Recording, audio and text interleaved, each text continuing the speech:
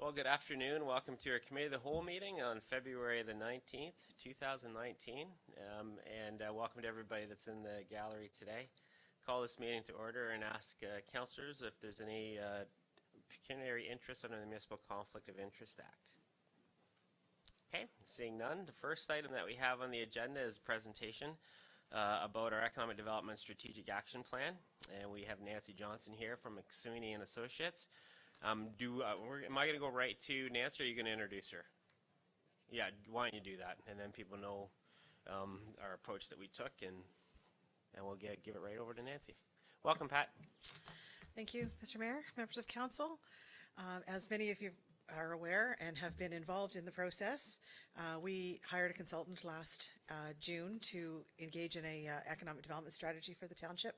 Since that time, we've had a public survey where we had more than 170 responses. We did focus groups with 54 participants. We had 16 one-on-one interviews with members of the public, and we did a working session in November with about 40 to 45 members of the public and council to work through what the various projects should be. Since that time, the consultants have taken all of the information they received from the community and collated that into the economic development strategy that Nancy will talk about today. With that, I'd like to introduce Nancy Johnson from McSweeney and Associates, who's been working with us to develop the strategy. Thanks, Pat. Welcome, Nancy. And I just wanted to mention that we have a number of members from the Economic Development Task Force here today. So that's great. They put in an extra number of hours over the last year for sure, helping out with this project. So thanks for coming out for sure. Nancy. Good afternoon. Thanks for inviting me out. I'm very excited to be able to present to you a little bit of an overview, a little bit of what Pat has already said, but a little bit of an overview of the process that we've gone through for the Economic Development Strategic Action Plan and some of the results. And just to start off with, a little bit of what our agenda is going to be, why we're here, what a strategic action plan is all about, why we did that, the process that was followed, 6 strategic themes that came out of it, and some next steps that we're going to be following. So basically the main objective today is just to really outline what the Centre Wellington Economic Development Strategic Action Plan is all about, and a little bit of background as to how we got to where we got to. We had a great number of people that participated, as Pat had said. We had about 300 people that consulted on the project, and so it was really good input from the community. So why do we do a strategic plan, and why do you do a strategic plan? It's really about building a strong foundation. It creates and allows the township to be very strategic with its resources, and it creates positive community change through a stronger, diversified and resilient economy. I think we saw that based on the fact that you had 300 people that participated. That is a really great positive community that you have out there, and all very interested in economic development, it seems. A little bit about the process that we followed, just so that you know that there was a great amount of people that did participate. And what we did, we initially did a document review, so there were a number of documents that were provided to us, we looked at. We did a data analysis, which created a situational analysis out of that. Pat took us on a great community tour of Centre Wellington, and we got to see all of the industrial parks and the downtowns and the rural areas, so it was really informative. We did consultations, interviews, focus groups, and online survey. We asked 6 different questions for that and got a number of a lot of good information from that, and then that resulted in the Economic Development Strategic Action Plan. A little bit about the data review. It was all quantitative, and we have somebody on staff that does all our research, and so she created this an economic development sort of overview of all the stats and data that were collected, both looking at current and future stats. And then through the community engagement, as we said, it's all a qualitative analysis. So we had some animated discussion. We had initially the focus groups, and we had 8 different focus groups participating, looking at these 6 questions that we also put on the online survey. We also had a working session, which was what we did at the working session is that we took after we took the theme or the focus groups, and we created a score, which is basically a SWOT analysis, and came up with themes. So we came up with 6 themes, and then we had about 40 people participate in that working session and came up with a number of actions. And so really out of those actions, you created about 46 actions, total actions. And what I'm going to do now is I'm just going to go through the 6 themes and just kind of just reiterate what the themes were and the number of actions that came out of each one. So these are the 6 themes that came out. Definitely creating a competitive climate for business retention expansion, becoming more investment ready, continuing planning for sustainable distinct downtowns, developing a clear message through communications, building tourism and arts, history, and culture as a main economic driver, and also continuing with the agriculture and agribusiness as an important part of your economy. So first of all, creating a competitive climate that is looking at business and being really aware of what your business community is like, and having a really clear knowledge of what your business community is requiring.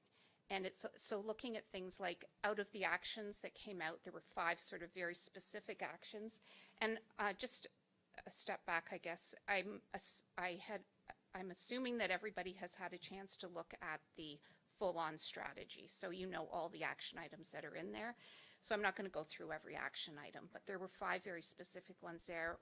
Workforce development was another one. Some of the things that came out of that, the working session. The next one is becoming more investment ready. So that's being prepared for business to come to Centre Wellington. So having land available, making sure that you have a good website with great information on it, being sort of investment ready for having buildings available, so that if somebody's coming to your community, they know that there's a space for them to come in. So there's 10 specific actions out of that. The next one is about planning for sustainable, distinct downtowns. And we know that you have great downtowns. Allure and Fergus are fabulous, but there's some issues that have to be solved in those areas. You have a Fergus strategic action plan. So we did, instead of making new things up, we talked about building on what you already are working on. So building on the strategic action plan. There's parking came up many times, and traffic flow through the downtown. So those are areas that we thought were really important to look at again. So basically 8 specific actions out of that. And then strategic communications, connecting partners and conveying a clear message.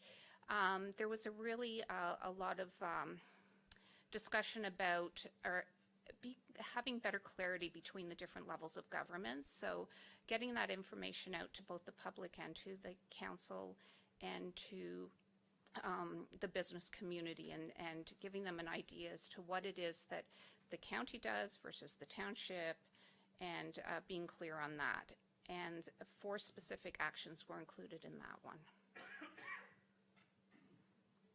And then building on tourism and arts, history and culture as main economic drivers. As you are aware, and it's came up many times, you have a very strong tourism component to your economy, and culture and the arts as well. So out of this theme, there were 9 specific actions, including things like supporting the Elora Centre for the Arts, working with different organizations to make sure that they're sustainable, and that and just building on what you already have.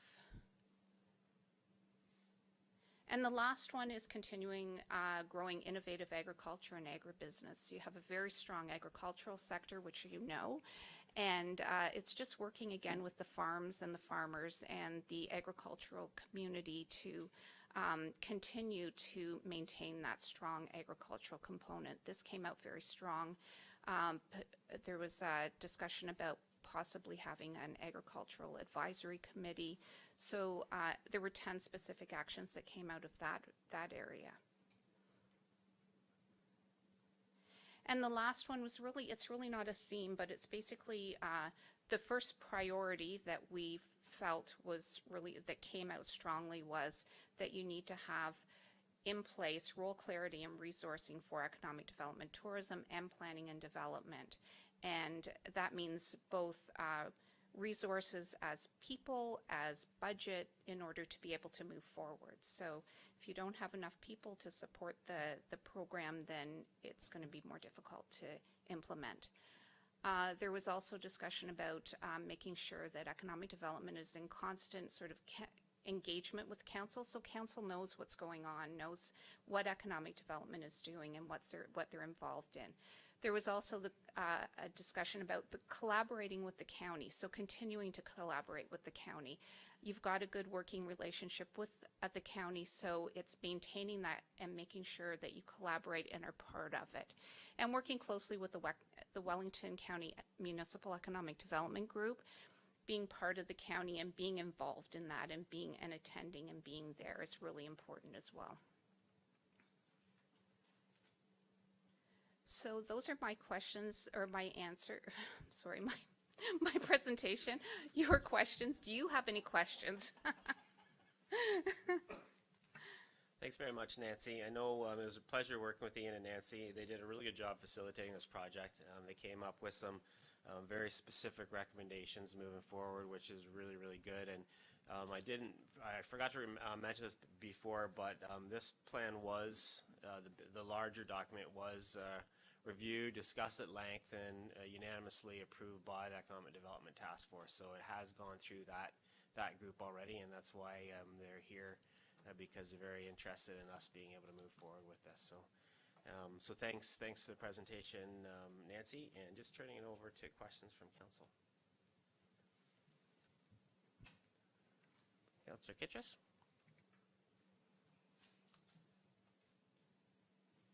Thank you, Mayor. As it stands as a recommendation, if we pass this, but later we find out that there's financial costs that we don't agree with, will some of those projects and actions on this plan be eliminated? I think Annie can view this, but obviously with any kind of plan, strategic or master plan, everything always has to funnel through the budget process. So this is always with the caveat that all these recommendations need to go through that process. You want to add to that? And also part of, excuse me, part of the recommendation today is for McSweeney and Pat to go back and kind of lay out an implementation plan, years and costs and things of that nature. So that will be coming back shortly to council. We'll go through the Economic Development Advisory Committee. And so council will see that full plan that will then, as the mayor states, work through the budget process. If there are certain priorities that council wants to begin right away, then we would look at funding allocations within 2019 to see how we get some of those kick-started. Councillor McElwain? Thanks, Kelly. One thing that I missed seeing in the larger document or here is any reference to the fact that we have quite a large advantage over most communities with our communications within Elora and Fergus with fiber to the home throughout both communities. When I mentioned this in a group at the Economic Development Conference a couple of weeks ago, they were amazed that we had it throughout the whole community because nobody else does, or virtually nobody else does, and it's such a huge advantage. But there's no action items that says strike when the iron is hot. I mean, this is an advantage we have today, but we won't have it in 5 years from now. Why aren't we out there marketing this to an audience and defining the audience that we could market it to, particularly given our geographic advantage of being between 3 universities and a couple of colleges and et cetera, et cetera, et cetera. So, you know, I don't disagree with focusing on agriculture, but that's just one opportunity. There's others out there that I think we should be looking at. Yeah, and I think that for that, it can be part of your marketing strategy. Maybe as part of, maybe it didn't really need to be in this document, but it can be part of your marketing strategy because it is a strength. The other thing that we did talk about was broadband sort of for the rural area and not having that available, so strengthening that. Follow? Councilor Just, McLean? Yeah, I actually disagree with that last statement a little bit too, because I know it's not available to everybody in the rural area or at the same price at least. But, I mean, I live in a rural area. I have satellite or a fixed wireless with 25 meg download speed, which is pretty damn good for most communities, even in the urban areas. So, you know, and that's available to a lot of people in Center Wellington. It's not just me. So I you know, saying that we have poor communications, high speed in the rural area is really not 100% true, and it gives us a reputation that we don't deserve in many ways. I'm not sure if it's poor communications that you have, and I think it was just to strengthen what's there now and to strengthen what you have. And I think when it comes to communications, a lot of the communications part of it was more on communicating messages out as opposed to communications as in broadband. Because I know that you do have a very strong internet and broadband component in Elora and Fergus in the urban areas. But I think it's something that can definitely, like, you can talk about that all the time, about how great, you know, your internet access is and your fiber and all that sort of stuff in your marketing materials. Is that something that is part of what you're putting together with Pat as the next step? That's part of investment readiness, actually, and that was one of our recommendations as well, is to do an investment readiness assessment. And that would come up, like, one of the things in that would be a community profile. So in the community profile, you talk about all those things, your connectivity, all of that sort of stuff. And that's something that you can provide to investors that are coming in. So it's a great asset to have, for sure. It just needs to get out there and market it. Councilor Kittrus? I'm wondering if this could be labeled as a draft until we get the financial implications for many of these items. The reason I say that is there are financial implications for many of these items, and the public at large we're going through a strategic plan process, and the public at large should know what those financial implications are. But when we pass this and it's not a draft, it's pretty much a go-ahead, and I'm concerned about that.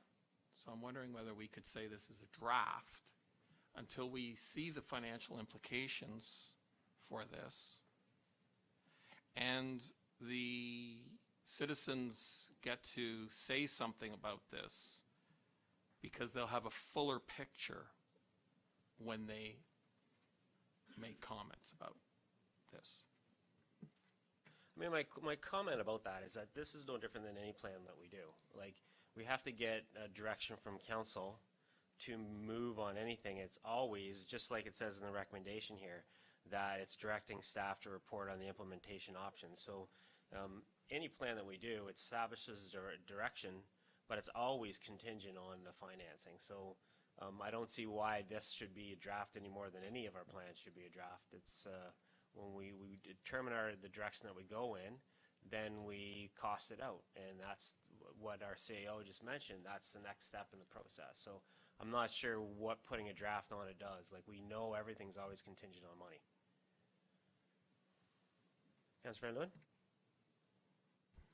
Thank you. This action plan actually is something that we've been looking for a long time in economic development as well.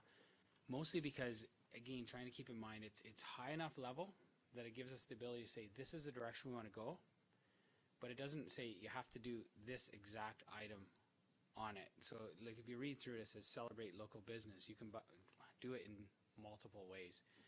Develop a program to attract young skilled. So what it does is it allows the committee to go forward with some type of action without knowing that council is behind them. And they're going to say, and then they're going to come back to council and say, this is our action plan that you said, yes, we like these, and this is what we think it's going to cost, so that they can go forward. If they don't have that plan, then you see a committee that starts working and says, you know what, we really think we should maybe look at industrial land. And then they would go and do lots of work, come forward and come back into council, and they say, well, what are you doing? Council doesn't even want industrial land. So it allows the committees to understand the strategic action plan of council prior to going out and doing work. So it's kind of like a flow of saying, this is what we like. It goes down to the committee. Committee does some work, brings it back up to council and says, this is what we think it'll cost fitting within your plan, so that we don't get wild shoot-off committees working on things that council aren't really agreeing on. So that's why it's important to have this plan in place. And one of the things that we made sure that we spoke to our consulting partner about is that we wanted to be as directional as possible, because we can't have staff and we can't have all of us going down a bunch of rabbit trails because we have so many things that are just in a draft format. We need to provide direction as council to move ahead on things, and that gives staff the legitimacy to move ahead on those things. And obviously, the budget part is going to be decisions that is part of that process, because that will determine the timing of it, right? Councillor Foster? Thanks, Kelly.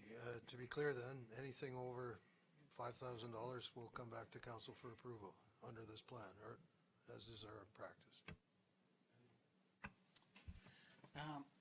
So our capital budget is anything over $5,000, so correct, we would bring anything back there.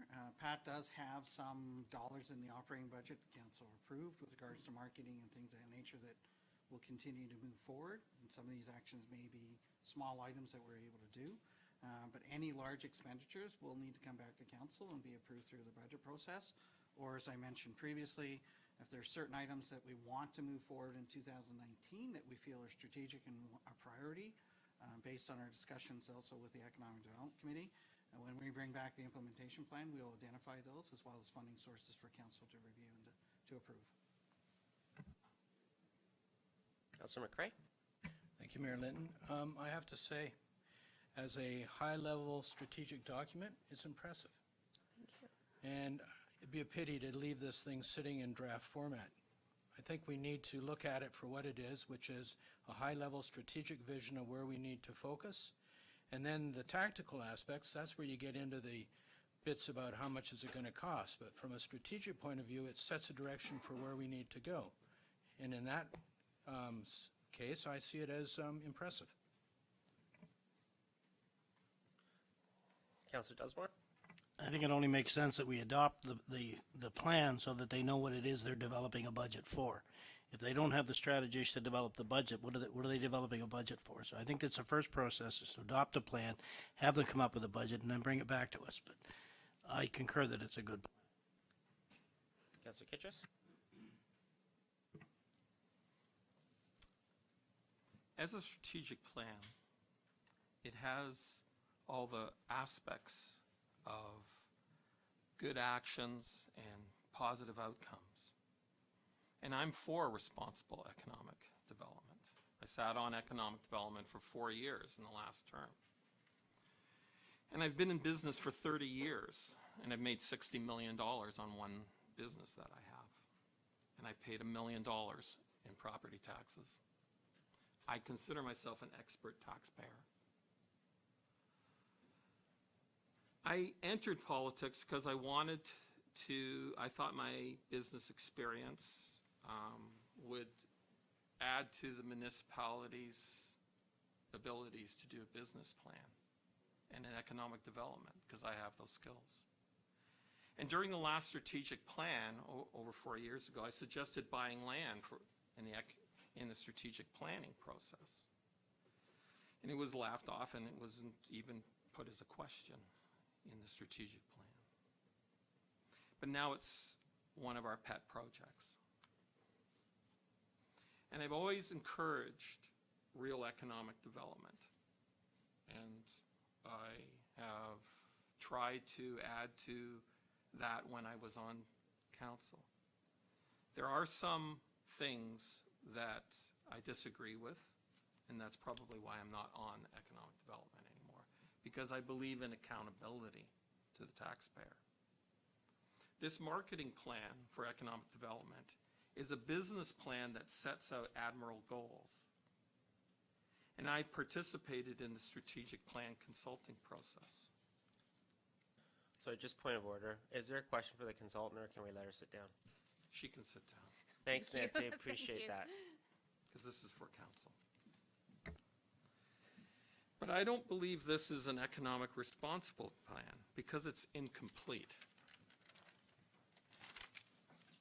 First, has no costs associated with anything, nothing. Not one item is costed. This is a wish list, and it needs to be vetted with costs. Other master plans do. Transportation plan gave us about $96 million to spend over 22 years. It's still in draft to come back. The Parks and Rec plan was weak and showed no public justification and costs, so more serious work was needed to be done on it. This plan needs costs associated with each item before it gets passed as an information document for action. I am tired of the lack of transparency and accountability in plans like this. It's being tabled as an information and action plan document for our economic development goals. But it's loaded with costs, and we're asked to pass this without knowing the costs. Frequently, I notice that when I challenge after financial costs or a project because of its costs during council at budget time, I get this response. You passed this project on September 2015 or April 2016 or 2017, 2018, whatever date it is that we passed this. And when you challenge that, and we passed it at that time, it's true, we did, we would have, and it sounded good as information. But it's an action plan, and it has costs. And I don't think this is responsible governance. It's almost hopeless to claw it back because it's part of the plan. You've given the direction already. And they've invested, maybe they might have a consultant for it. And they've already invested time, and there's no appropriate costs for what it is. So I'm just saying that just as information, it's incomplete. And it would be better if it was draft. And this is also a classic example, because later on today, we were going to be talking about a budget committee. And this is the kind of things that a budget committee would largely do before it would come to the committee of the whole. No one in the real world of private citizens would okay this without costs and funding associated to a plan like this. On a personal level, your spouse, if you told them you had a great plan and you were going to do this and buy land and do this and do that, they would ask, how much does it cost? How much time is involved? And what are the risks? And if you responded, I've got a great plan. It's, you know, I've got consultants, I've got staffs working on it, and they would say, well, so what? What are the costs? Please tell me what the costs are. And if you said, just trust me, you'd get into a pretty large argument. And they might actually leave you. This is in the real world. And if you had a business partner and you did the same thing, and the partner asks you to disclose what the costs were for your great plan, and you didn't tell them what that was, and you said, I'll tell you later, your partnership might dissolve. And if you had a business and you had a manager under you with a grandiose plan but no costs, and you had to oversee that plan, you would say, go back and get the costs and the revenue implications. And during the performance review process, you'd probably question them about that if they kept doing that over and over again. And if you went to the bank, and in this case, the taxpayer is the bank, for a loan to the bank manager, which is us, and said, I have this plan. It's a beautiful plan. It's got nice colors and charts and graphs and goals, and the goals are really admirable. They would laugh inside their head and tell you to come back with the costs and the business plan to prove how you were going to achieve it and how you're going to finance the loan to pay for it. Somehow, when it comes to government and the public sector, all of us that are in business and people that are very accomplished as executives in private business or accountants, or when it comes to in the public sector, it seems to be okay. It seems that they're ready to spend other people's money without any costs associated to justify anything. And I'm perplexed by that. To do it later is too late. The boat's already sailed. And it's not properly evaluated. It's irresponsible to do that. And I'm tired of that actual process. Even though you say that this is the way we do it. And that's the major reason why you need a budget committee, because you need to vet things like this anytime during the year. We are in the process of a strategic plan.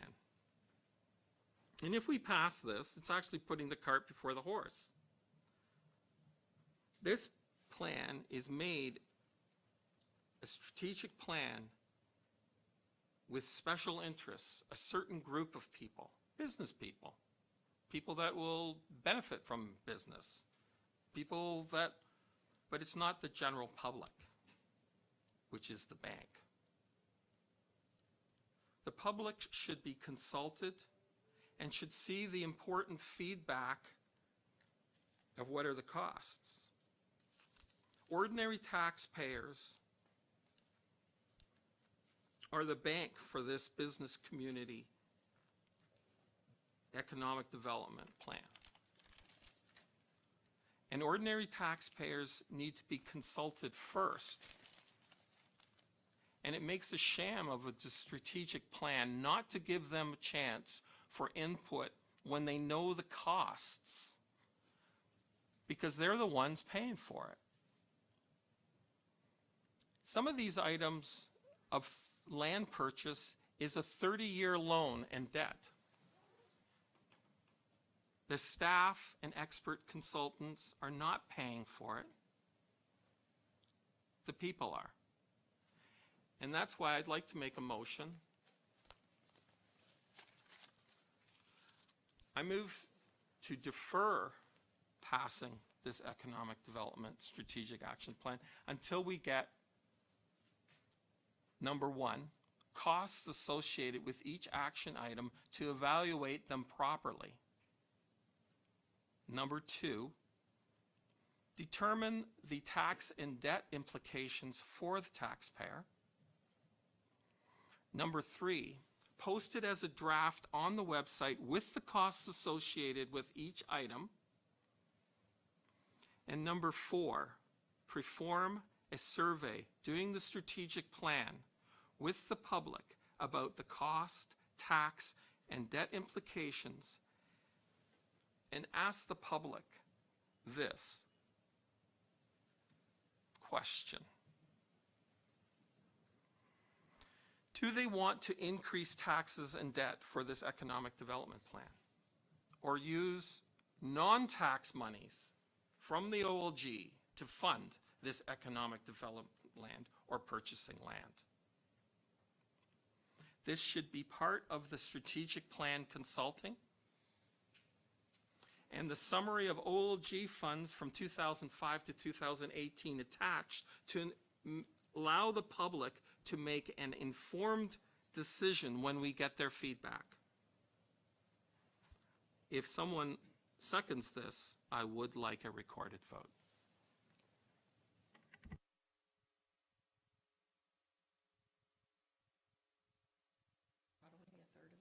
Yeah, that's a huge motion. And that should have been circulated before, ahead of time. Doesn't leave us with a whole lot of opportunity to think that one through. This is the first we've heard of any of this. I mean, you've had it. If you defer it, that's very, very short. But what you said there was a lot more than let's defer it. So if you're okay with the motion that says defer it to get costs, then that's something that we could try to get a seconder on. Like, I don't want you to repeat everything you just said. Like, is that what you're asking for? Deferral to get costs? Yes, and Just hit your mic. tax and debt implications for taxpayers. And feedback from the staff, from the citizens on those, when that implications are. Okay. So we do know we're talking about a strategic plan here, right? Strategic plans don't have costing. That's the next step. And we've already heard from our CEO that that's built into the recommendation that you do costing. Strategic plan is what it sounds like it is, strategic planning. And you do high level to get direction in order to know whether you're going in the right direction so you can do all that extra work. That's a ton of work that you just said that we should have already before we have any direction. So it's a step process, and I think people that get strategic planning, you do the strategic plan first, you get the approval of that, then you move on to phase 2. So there's a motion on the table. I'm going to ask for a seconder for that motion. No debate on a motion to defer. No debate on a motion to defer. So you got a seconder for that motion to defer this? Councillor McElwain? I'll call for the vote for a deferral. All in favor to defer this? Not on a deferral. It is not appropriate, and no recorded vote on a deferral either. All in favor of deferring this? Not on a deferral. If we defer it, then we have lots of time to discuss it afterwards. All in favor of deferring this? Opposed to deferring it? That's no. Yeah, that's a no. That's a no. Okay, so that is defeated. So we have a recommendation in front of us. I'm going to read the recommendation that we have. That the Council of the Township of Center Wellington adopt Economic Development Strategic Action Plan as the strategic framework for the delivery of economic development services over the next 5-year planning horizon, and that Council directs staff to further report on the implementation of options presented in the Economic Development Strategic Action Plan in accordance with the financial resources available through the annual budget process for Center Wellington. Can I move for that recommendation? Councillor Van Leeuwen, seconded by Councillor Dunsmore. Any discussion on that one? Councillor McElwain. Thanks, Kelly. My issue, I thought we were going to have a few moments to discuss the last motion. I find there's a lack of direction here, or too much direction. I'm not sure which it is, but we have six strategic directions or strategic points, each of them with somewhere between 5 and 10 points under them, which is pretty much taking anything possible and throwing it against the wall and see what sticks. I mean, I'd like to see something a lot more specific about what is going to be, what Pat is going to be working with the consultants in the short term as far as a marketing plan, directional plan, and developing costs for, because as you said, it's a huge job. You can't develop costs for 60 items or 50 items or whatever the number is. And that's what we're looking at right now. It's just, it's too big a number and too many items and no prioritization. So I think that's a fair comment. So if you look through the recommendation, this project is to go a longer term. So it's not surprising that there's a lot of action items underneath each of the 6 themes. But that's why the second paragraph of this recommendation is so critical, and that's talking about council directing staff to further report on the implementation options. So that's where we do that extra work with the consultants to get that list of what can we actually accomplish over the next 4 years. Councilor McElwain? When do we get to do that?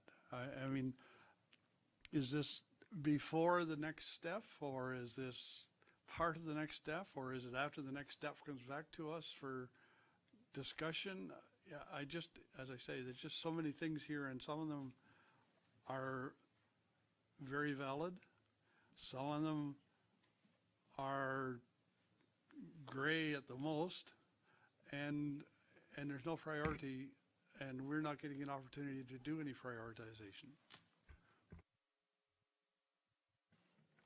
I don't know how to answer that. That is the next step. So do you want, I guess she's not supposed to come back. Just hit your mic there. The next step in the process is to do the implementation plan, and the implementation plan actually will prioritize things. So we'll be doing it year by year. So there will be short-term, medium-term, long-term, and each action item we'll look at, and we'll be working with Pat on that. So she's going to be able to help us say, like we've already got sort of an idea of what's a short-term, medium-term, long-term. But when it comes to costing out, we'll be doing, we won't be coming up with the exact cost, but we'll be working with Pat on that, and I would assume with Andy as well, to come up with a plan. So at that point, you're going to see these are the short-term action items, these are the midterm action items, and these are the long-term ones. And some of the action items don't even have a cost. It's really just working and continuing working with organizations or continuing doing what you're doing. But that's the next step. So I just think to clarify that, because I just think Councillor McElwain is interested in where does council play a role. And so the way that I think this is going to work is that you're going to be working with Pat and staff, with our Economic Development Task Force, with its citizen representatives on it. And then that's going to be established in an implementation plan that's going to come back to council for approval.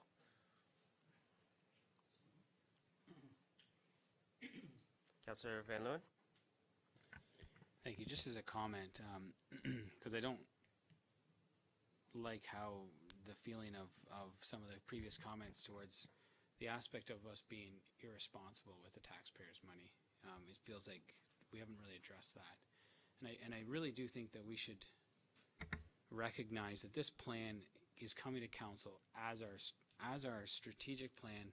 If we were a board of CAOs, we would come together and we would say, where do we want to go? And after we can agree, then we would do and send our staff off to price out the projects and bring it back. I really want to stress the fact that this is the responsible way that you would run inside your business, whether you're a 2-people partnership or a 10-person partnership or 7. Even if it's if we're married, which I sometimes feel like we are married together here sitting at council, where we look at this and we say, the aspect, if you said to your significant other, we're going to buy a house, you know, you could say, I think we should buy a new house, then you go investigate. But you don't go and come with a plan, look for the house, get the costing, hire a real estate agent, and then come to your wife and say, what do you think? You want to get a new house? And she says, no, not really. If you laid it all out, then all of a sudden you say, well, what's going on? So I really want to address that point and go, the responsible part is you first go to your significant other, your spouse, and you say, what do you think? Are we on the same page? So here we sit as 7 of us married together. What do we think? And I really think that this is the important and responsible way to deal with citizens' money. And I would also like to point out the committee is made up of ordinary citizens. And I think that that's very important for us to recognize. So I wanted a positive aspect to that. I feel that this is very important, and I look forward to costing of each project, making those decisions based on their own merits going forward. Thank you. I also wanted to emphasize that there was significant community consultation involved in this plan as well. Councilor McLean? Thanks, Kelly. Yeah, I was part of that community consultation, and I'm sure that each and every one of these items was mentioned there. But to get back to what Stephen said, that's exactly why I voted in favor of deferral, is because I would have liked to have seen some opportunity for prioritization before it went off to implementation plan. I just think we're getting the cart slightly before the horse in that respect. Any other comments from council on this one? Okay, I'll call the vote. All in favor? Yep. All in favor? Opposed? And that's carried. Carrie will take us through the recorded voting process. Okay, just give me a second Yep. here.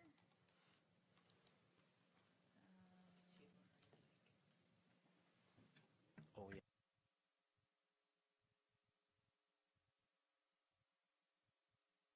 Counselor Kittredge. Counselor Dunsmore, Yes. Counselor McCrae, Yes. Counselor McElwain.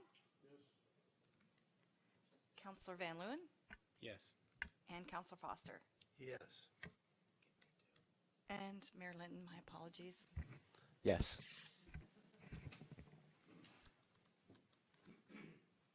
And it is carried.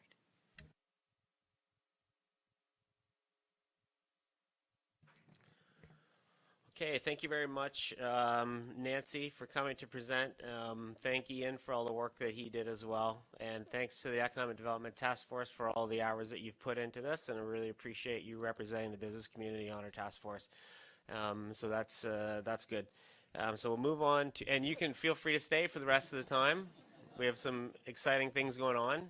So feel free to stay, but you can also leave if you have to. Thank you very much for coming out.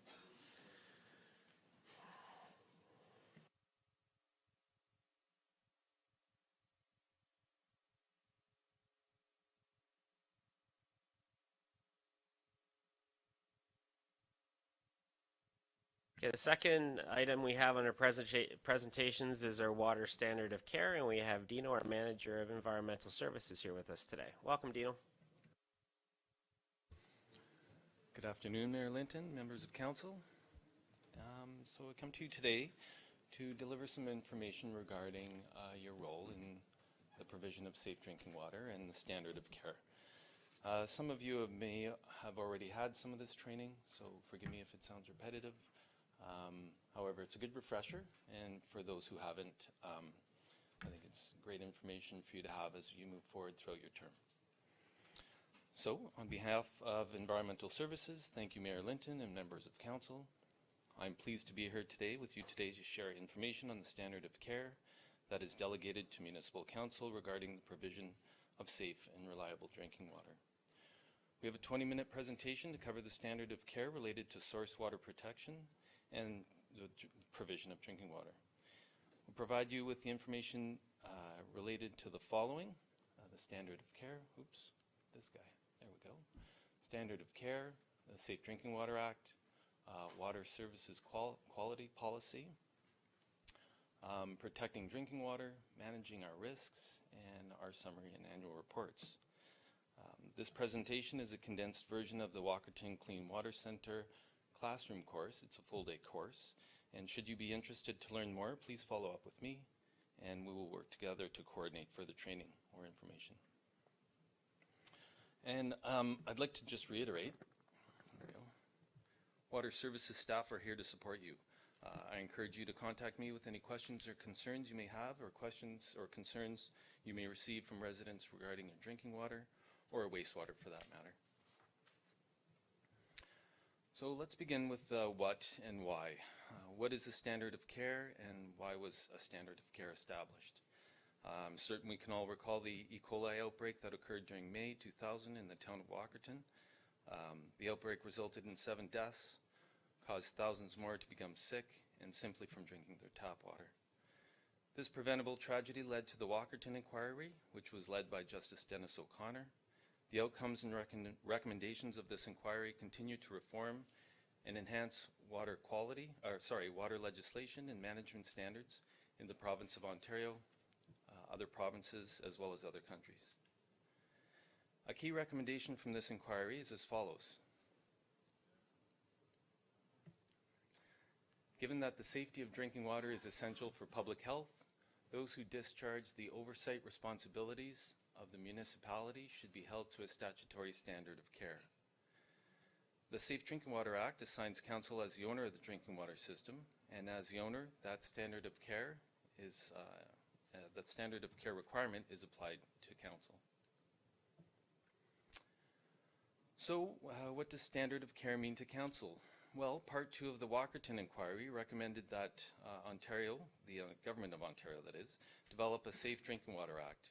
The Act would contain all legislation needed to deal with matters related to the treatment and distribution of drinking water. A key requirement of the Safe Drinking Water Act is a statutory standard of care.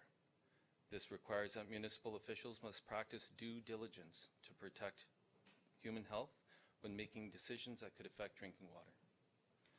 The Act provides for possible legal consequences for municipal officials who fail to act in good faith and who do not exercise honesty, competence, and integrity in ensuring the protection and safety of the municipal drinking water system. In a municipal context, our drinking water system includes the wells providing the source water, the treatment systems in place to disinfect and enhance water quality, storage facilities required for peak demand and fire flow scenarios, as well as the water mains and distribution system that gets water to the customer's property. So how can council comply with these requirements? The purpose of the Act is to recognize that the people of Ontario are entitled to safe drinking water, and that safe drinking water is vital to public health. As a member of council, you have a direct responsibility and an important role to play to ensure that your community has access to high quality, safe, and reliable drinking water. And through the standard of care, you are legally obliged to do so. So here are 3 things to remember as a municipal councillor. 1, it's your duty.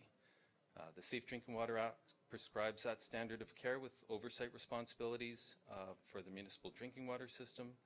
And as mentioned, this extends to municipal councillors. There are legal consequences for negligence, including possible fines or imprisonment. 2 is to be informed. The Act recognizes that technical knowledge or experience of safe water provision is not a requirement of your role, and that your role is at a strategic level. Water Services is your approved operating authority and has the expertise and knowledge of your drinking water system and its operations. Beyond our internal expertise, we also consult with industry professionals, area operating authorities, the Ministry of Environment, Conservation and Parks, and our local public health unit on a regular basis to ensure regulatory compliance and industry standard practices are maintained. You will find Water Services staff take great pride in their works, possess great expertise, and are very passionate to discuss them in detail. Should you have any questions or concerns, please do not hesitate to contact me as their representative. The last thing to remember is to be vigilant in your role. Complacency can pose one of the greatest risks to a drinking water system. The fact that something has not happened in the recent past does not mean that it will not happen or pose a future risk. It is critical that drinking water safety is never taken for granted. It's important not to make assumptions about the drinking water system under your direction. As in any field of work, assuming that actions are taking place can lead to very critical outcomes in the absence of communication and monitoring. In the context of the Walkerton tragedy, complacency contributed to a deteriorating infrastructure, lack of sufficient resources, reduced competency in both the operation and oversight of the drinking water system. And this is what led to an international tragedy. With the health of the public and your community at stake, your continued vigilance is paramount through your role as owner. As discussed earlier, Section 19 of the Safe Drinking Water Act places a standard of care with people who have oversight of municipal drinking water systems. Justice O'Connor's recommendations that those who have oversight responsibilities must act honestly and in good faith with a view to the protection of the safety of the consumer and exercise the care, diligence, and skill that a reasonably prudent person would exercise in comparable circumstances. After all, the health of your community depends on your diligence and prudent oversight of its drinking water system. The next few slides will demonstrate the legislative framework of the system operations and management. It's intended to provide you with a high-level understanding of the numerous safeguards in place regarding the delivery of drinking water to our residents and consumers. The Safe Drinking Water Act provides a legislative framework for all municipal drinking water systems in Ontario. It recognizes that the people of Ontario are entitled to safe drinking water, and it provides for the protection of human health. To achieve this, the Act establishes a consistent set of standards and rules to ensure that treatment and delivery of high-quality, reliable drinking water is delivered throughout Ontario. Regulations made under this Act detail rigorous treatment and testing standards to prevent health hazards. Section 11 of the Safe Drinking Water Act describes the legal responsibility imposed on owners and operating authorities. Under the Act, the owner and operating authority are responsible for providing water that meets all prescribed water standards, operating in accordance with the Act and its regulations, ensuring that drinking water systems are resourced appropriately and that they're maintained in a fit state of repair, ensuring that the system is appropriately staffed and supervised by qualified people, and complying with all sampling, testing, monitoring, and reporting requirements. Some of the actions required under Section 11 include sampling and testing of drinking water using an accredited lab to analyze our samples, reporting of adverse test results when found to exceed Ontario drinking water standards, obtaining a municipal drinking water license, including our financial plan, implementing a source water protection plan, ensuring that the system is operated by an accredited operating authority, namely the Centre Wellington Water Services, hiring certified operators to operate the system, which I can confidently say that we have an excellent operational staff, preparing an annual report to build transparency to our systems, to our operations and systems. On to Section 19 of the Act, which is actually entitled Standard of Care. We've already covered portions of this section, including that it extends legal responsibility to council. And given the seriousness of this responsibility, any person that fails to protect the public and or cause harm to human health could face significant penalties, including fines and imprisonment. It requires that you must exercise a level of care, diligence, and skill that a reasonably prudent person would be expected to exercise in a similar situation. These circumstances and your actions, including what you did or didn't do, what questions you asked, what steps were taken to address identified risks or problems within the drinking water system, are all important considerations in determining whether standard of care is met responsibly.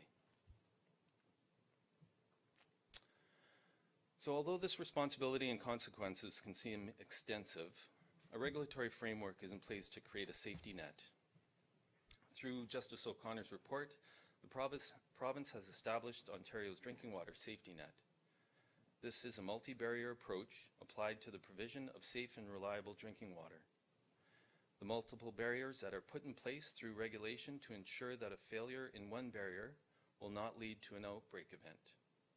These barriers are in place through both the Clean Water Act and the Safe Drinking Water Act, which, when combined, provide for protection of drinking water from source to tap. This multi-barrier approach includes implementation of our source water protection program, effective water treatment systems, a secure distribution system, effective monitoring programs, and effective management and oversight of the system. This is actually the provincial infographic that further demonstrates a safety net. This multi-barrier approach helps prevent contamination, detects and solves water quality problems, enforces laws and regulations, and generally heightens awareness of the importance of reliable, safe, high-quality drinking water. The features of the safety net include a source-to-tap focus, as you go from clockwise around this, a strong regulatory framework, regulated health-based standards, routine and reliable sampling and testing, swift, strong action on adverse water quality incidents, mandatory licensing, operator certification and training requirements, a multifaceted compliance toolkit, partnership, transparency, and public engagement on drinking water matters. Through initial council orientation sessions, you have already been provided information regarding the processes established within our township that adopt the safety net and apply this multi-barrier approach. Our source water protection program, asset management programs, our financial plan, and how it relates to infrastructure planning are all efforts undertaken by us to ensure that our water sources are protected and that we plan for and maintain a robust system. I understand that information has also been provided on our drinking water system, our water treatment and distribution system, our operations and maintenance programs, as well as our municipal drinking water system permit and license. These are also components of this safety net and are some of the barriers established within the township. These are the tools we work with to remain within regulatory compliance under various legislation. And if you have any further questions regarding these items, please feel free to call me. These next few slides will provide examples of other barriers that we maintain as your operating authority. An integral part of the safety net is the development of an operational plan which forms a framework for our quality management system, or commonly referred to as QMS. It is based on a plan, do, check, and improve methodology that is found within international standards. It's based on the ISO standard methodology. As part of the drinking water QMS, Water Services is required to develop a quality policy. This policy formally documents that quality management is an important part of our management and operation of our drinking water system. Our water quality policy states that the Township of Centre Wellington is committed to comply with all applicable legislation and regulations for the supply of drinking water within the province of Ontario, that we maintain and continuously improve the quality management system and drinking water system, and that we provide safe drinking water to the end consumer. As a councillor and system owner, you will be asked to endorse our policy and its commitments. Next month, Karen will be delivering an orientation on our operational plan at QMS. Both are part of the standard of care, and it is important to recognize that they provide for sound operational procedures and controls.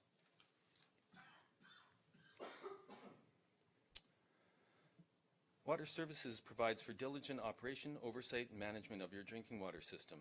We conduct a comprehensive risk assessment that is used to ensure risks are considered, mitigated, and adequately planned for.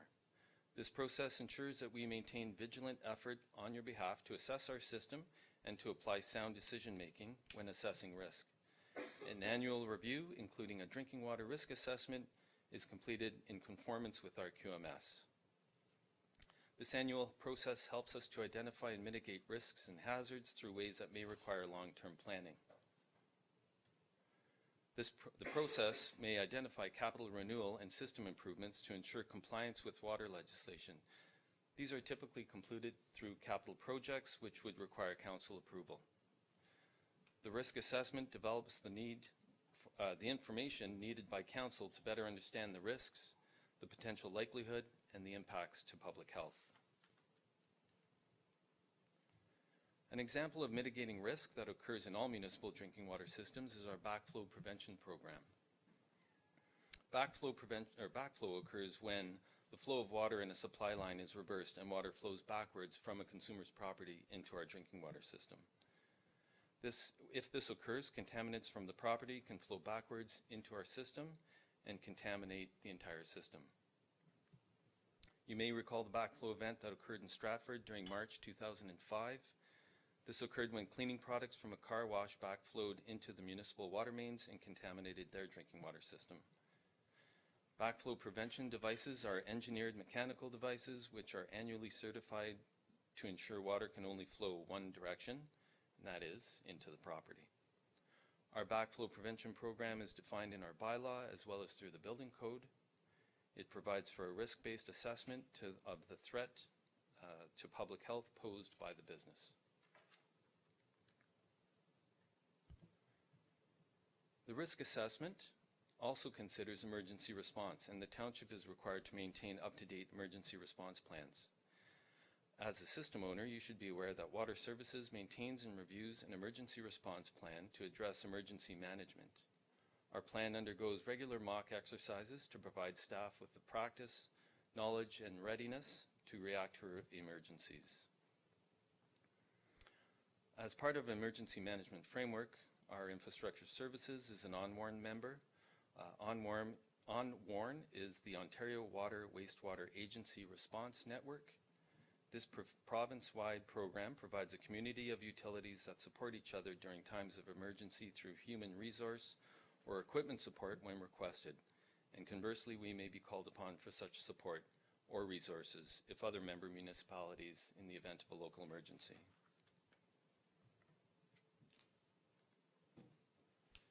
So as you can see, the township has secure processes in place to identify, manage, and mitigate risk for your drinking water system, and to respond to emergency circumstances if needed. From process to equipment, Environmental Services works diligently to ensure that our drinking water system provides reliable, high-quality, safe drinking water to the residents of Centre Wellington on your behalf. Centre Wellington Infrastructure Services works diligently to achieve a culture of prevention through communication, maintaining a robust multi-barrier approach, commitment to continual improvement, maintaining an active and relevant QMS, providing adequate resources, and ensuring that operators understand their role as guardians of public health. So on to annual and summary reports, which is up next on your agenda, or in a few items on your agenda. We provided a number of these for you today.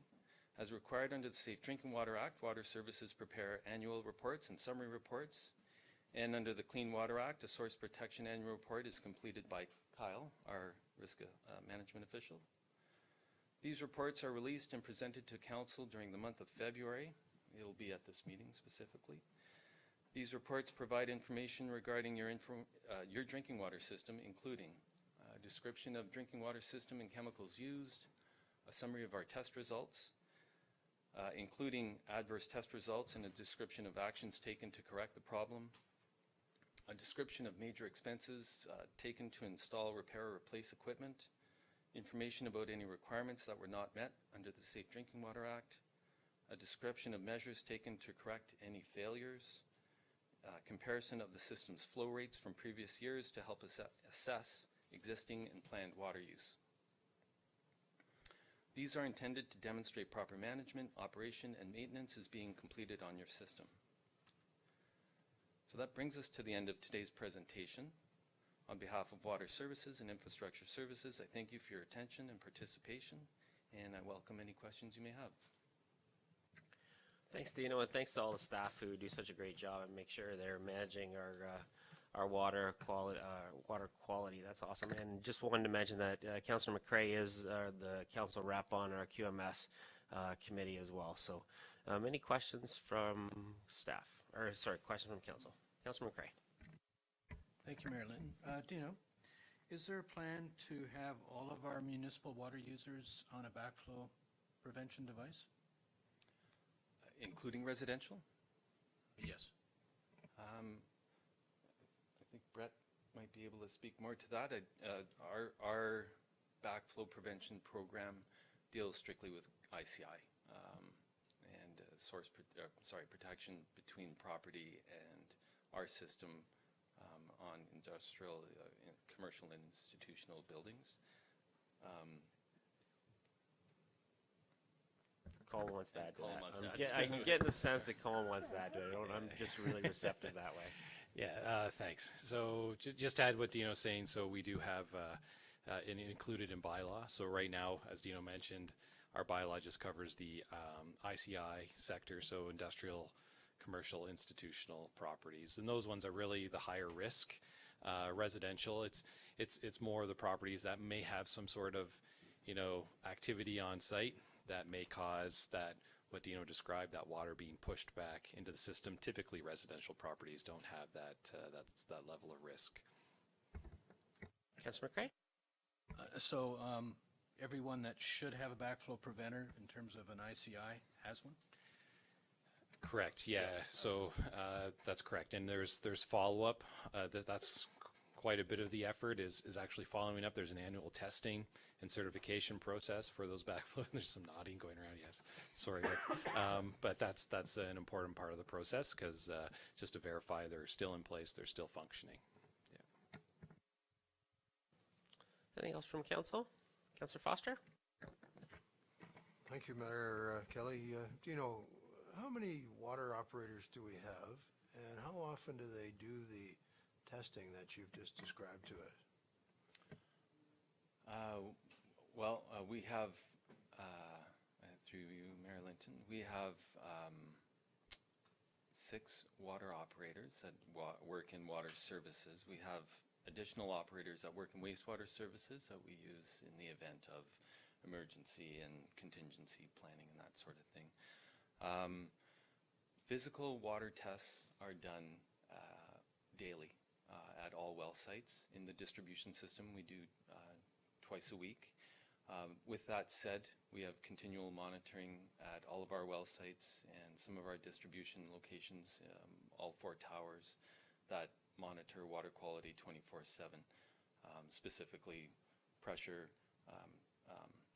chlorine residual, nothing microbiological. That technology hasn't been approved by the Ministry of Environment, Conservation and Parks yet.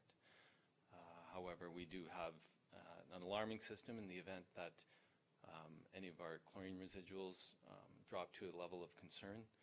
The well shuts off. Yes, yeah. We have a low, so it's set where we have a low alarm that flags an operator who's the operator on call that week. They respond to it. If it hits, there's a low level as well. If it hits that low, it actually shuts well off. Councillor McCray? Thank you, Mayor Linton. Dino, you mentioned that there's a one-day course on, would you recommend that since I'm now on the QMS team, that that's something I should take? Sure, I think that would be appropriate, absolutely. I have the book, if you're interested in flipping through. Much of this was pulled from that. The remainder of that course goes through some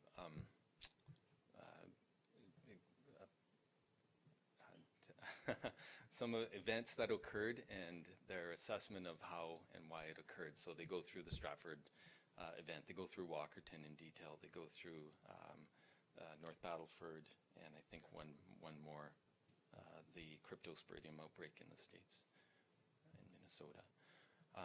I'd be happy to provide you with that book and set up that training for you.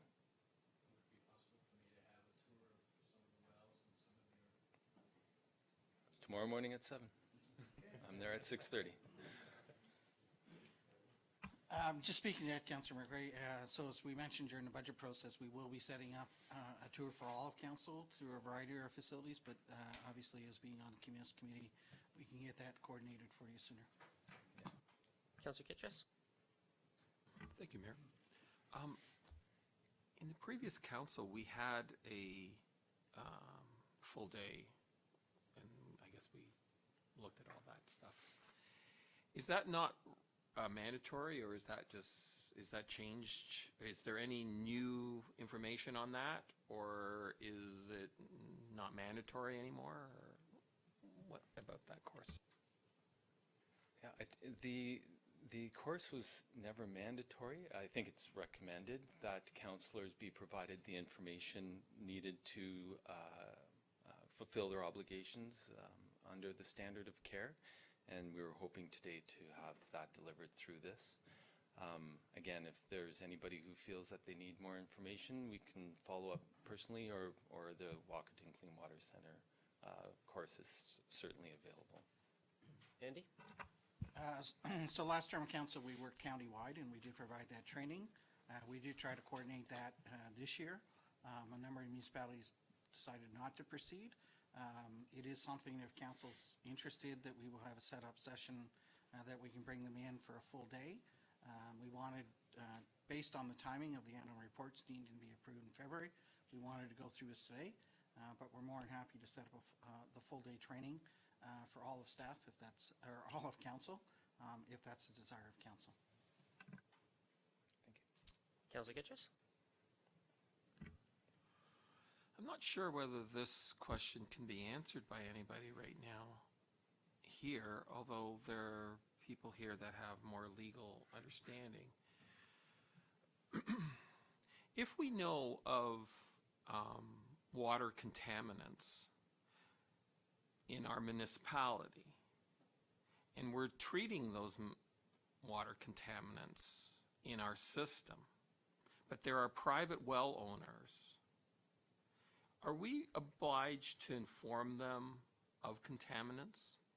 Is there any legal requirement? Because under this, from what I understood about that Walkerton or all these liabilities, if we know about this, it's kind of like one of those health and safety things, and we haven't done the due diligence, could we be liable? I don't know whether you can answer that question, but I'm just wondering. So you're a specific private well? Yeah, I'm just wondering, should we tell them about it Yeah. so they can get the tests done? Yeah. Through you, Mayor Linton, I think as applied to the standard of care, the standard of care is very specific to municipal systems. The information for private wells, actually two regulations apply to private wells. One is under the Ministry of the Environment, Conservation and Parks. That's the well development, integrity, the casing, the physical structure. The quality, on the other hand, is covered under the local health unit, under the Health Prevention and Protection Act, and it would be under their mandate to provide that sort of information. That's why they do a lot of the private well testing for bacteria. They recommend 4 times a year. You'll see them come out every once in a while with information regarding that, which we absolutely endorse and support, but it's their mandate. Anything else from council on this one? There's no recommendation. It's received for information. Anything? Okay, so we'll move. Thank you very much, Dino, and thanks, Colin. Moving on to confirmation of the agenda. Now we're in half in, and we just doing the confirmation of the agenda. That's weird. Recommendation of the Council of the Township of Center Wellington confirm the agenda for its meeting held February the 19th, 2019. Moved by Councilor McElwain and seconded by Councilor Foster. All in favor? And that's carried. Moving on, we have 2 sets of minutes. Confirmation of the minutes from our 2 orientation sessions in January, and a recommendation that the minutes of the Committee of the Whole meetings January 9th and January 10th, 2019 be adopted as circulated. Move for that recommendation. Councilor Dunsmore, seconded by Councilor Foster. All in favor? And that's carried. We have no delegations. And then we have, first report we have is the Water and Wastewater Annual Report. And we have Dino on the hook for that. I'm going to suggest that we take just a 5-minute break, because I think some of us need a break. It's probably Van Leeuwen. No? Okay. 5-minute break, and then we'll come back, and Dino, you're up again.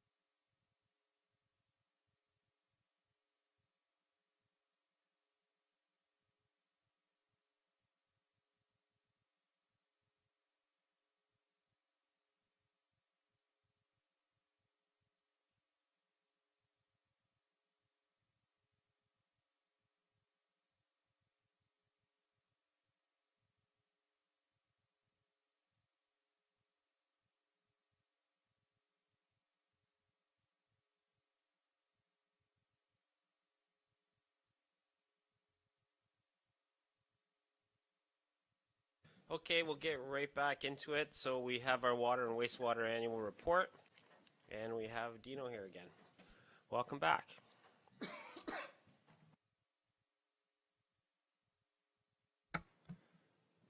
So through you, Mayor Linton, to members of council, we provided the annual water and wastewater reports and the summary report for information.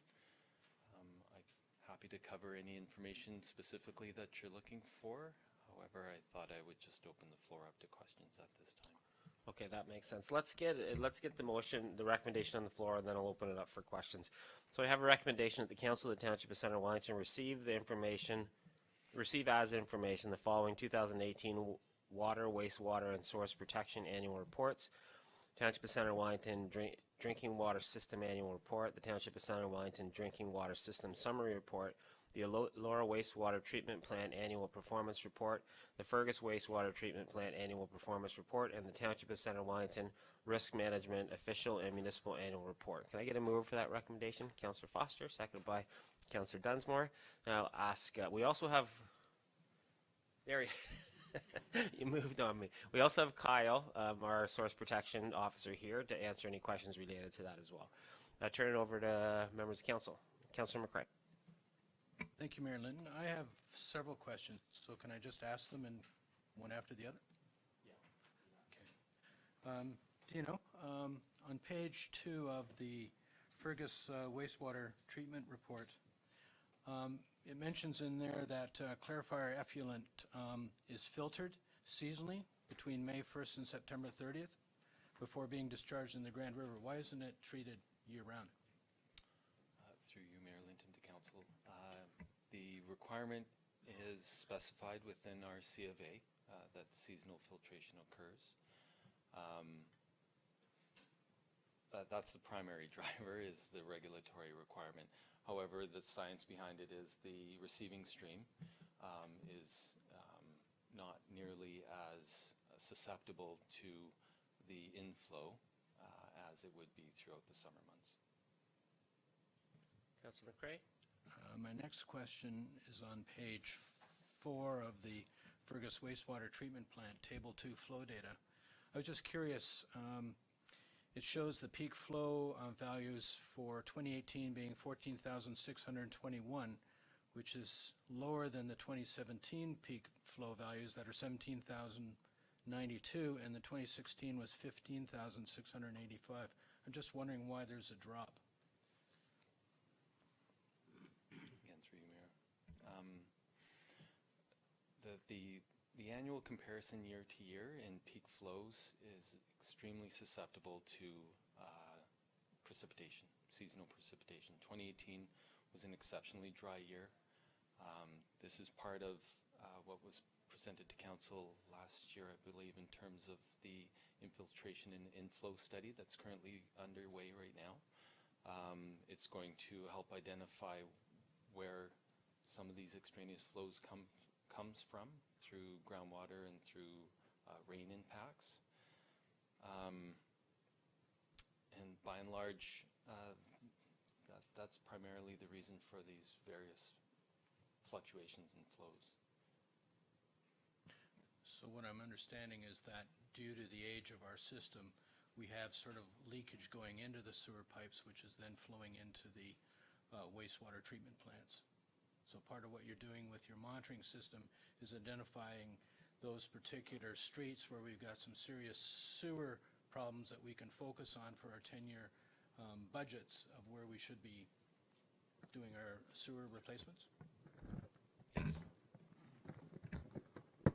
Yeah, through Mayor Linton, yeah, that's correct. So through the infiltration study that's currently ongoing, we're identifying those areas where there may be cracked sewer, or cracks in the manhole, or significant sources of groundwater infiltration getting into the sanitary sewer. We really don't want to see that water there. We don't want to be treating clean water at the wastewater treatment plant. So the I&I study will help us to focus and identify kind of what the low-hanging fruit is. Where are those high opportunity areas that will get that peak flow number as low as it possibly can get. Councillor McCray. One last question. Then on page 8 of the annual water summary, table 11, where I was looking at the sort of total pumpages from all of our municipal wells, where I came up with a total volume pumped of 1,862,223 cubic meters. I compared that to the total amount of water treated at our wastewater treatment plants, which was 2,194,210 cubic meters. So there's a difference of 987 cubic meters. That's basically is representing this extraneous flow that's coming in through our sewers. Yeah, it's surprising. I get the same numbers. Good one. Colin? Awesome. Yeah, through Mayor Linton. So exactly. So that's it's a significant amount of volume that actually enters the system. It's groundwater, it's precipitation, snow melt. These are all things that find their way into the sanitary sewer. We don't want to see it there. We want to actually limit that as much as possible. And so that's part of the difference between the water pumped out of the wells. We also see some losses, not 100%. There's what we call consumptive uses for water, and so that actually is water that we wouldn't see come back into the sanitary sewer system. But yeah, looking at it a balance, there's a large volume, especially in Fergus. Fergus actually, it's a much older system in Fergus, and so we do see a higher quantity of inflow infiltration into the system that would account for those differences. So as we continue to see this number dropping, it's going to show us how effective we are in actually fixing these sewers. Absolutely, yeah. We want to make sure we're getting the biggest bang for the township dollar, and so that's why we're doing the study first, to prioritize, to identify again what that lowest hanging fruit is that we should be going after in terms of I&I reduction. Yep. Anything else from council? Okay, I got a mover and a seconder. All in favor of receiving this report? And that's carried. Thanks very much again, Dino and Colin. And Kyle. Okay, moving on to 7.2, 875 St. David Street Commercial Development, the service financing commitment agreement. And turn it over to Colin. All right, thank you, Mayor Linton. This is some follow-up to the budget discussions that we've had over the past couple of weeks. This is a service financing commitment agreement with the developer of 875 St. David Street in Fergus. And so this is the proposed commercial development just kind of north of the Walmart site, south of Side Road 19. And so, so we're happy to report that we've negotiated an agreement with the developer to essentially do some improvements within the municipal road allowance to accommodate the development. So the improvements include intersection improvements at Gordon and St. David Street, traffic signalization at that intersection. That'll also become the new entrance to the commercial development. We're also looking at new sidewalks primarily from Woodhill Drive to the south, across the frontage of that commercial plaza on the south there. I think there's Remedy RX is kind of the main tenant there. And then the sidewalk will extend across the development frontage up to Side Road 19. We're also filling in, there's a really deep ditch kind of along that side of the road too that will be filling in and replacing with storm sewers. So all the works, there's a bit of cost sharing involved in this as well. So the developer is responsible for works across their frontage and related to the intersection improvements. The township has budgeted for improvements to the sidewalk to the south and the storm sewers to the south across the 855 St. David Street property. And so this report is really seeking authorization, council authorization for the mayor and clerk to execute the agreement with the developer. I would just add to, so In terms of approvals, MTO approval has been obtained for this project, and so that's completed. The MOE or MECP, Ministry of Environment, Conservation and Parks approval is in the queue. We got the applications in late last year, and so those will be issued, we feel, in the near future. Be happy to take any questions. Thanks, Collins. Questions from council? Councillor Dunsmore? Yeah, just a point of clarification. You said the MTO gave us a approval for this project. Was this related to our meeting with the minister? Is this a sewage pipe that we had or not? No, this is totally unrelated. So this is close. It's nearby, but it's unrelated to it. It's within the connecting link. So we're actually within our jurisdiction of the Highway 6 corridor, what we call the connecting link. So we have a bit more flexibility on what we can and can't do, but we still required MTO approval just because we're moving curb lines. We're actually installing traffic signals. That's where they want their involvement when there's works within the connecting link, but it is separate than what was brought up at Roma. Councillor Foster? Thank you, Mayor. Colin, that word estimate, just looking over the figures here, it's just a ratio based on frontage, is that correct? Through Mayor Linton, it's actually based on the construction cost estimate. So our share would be the construction cost estimate across the development to the south.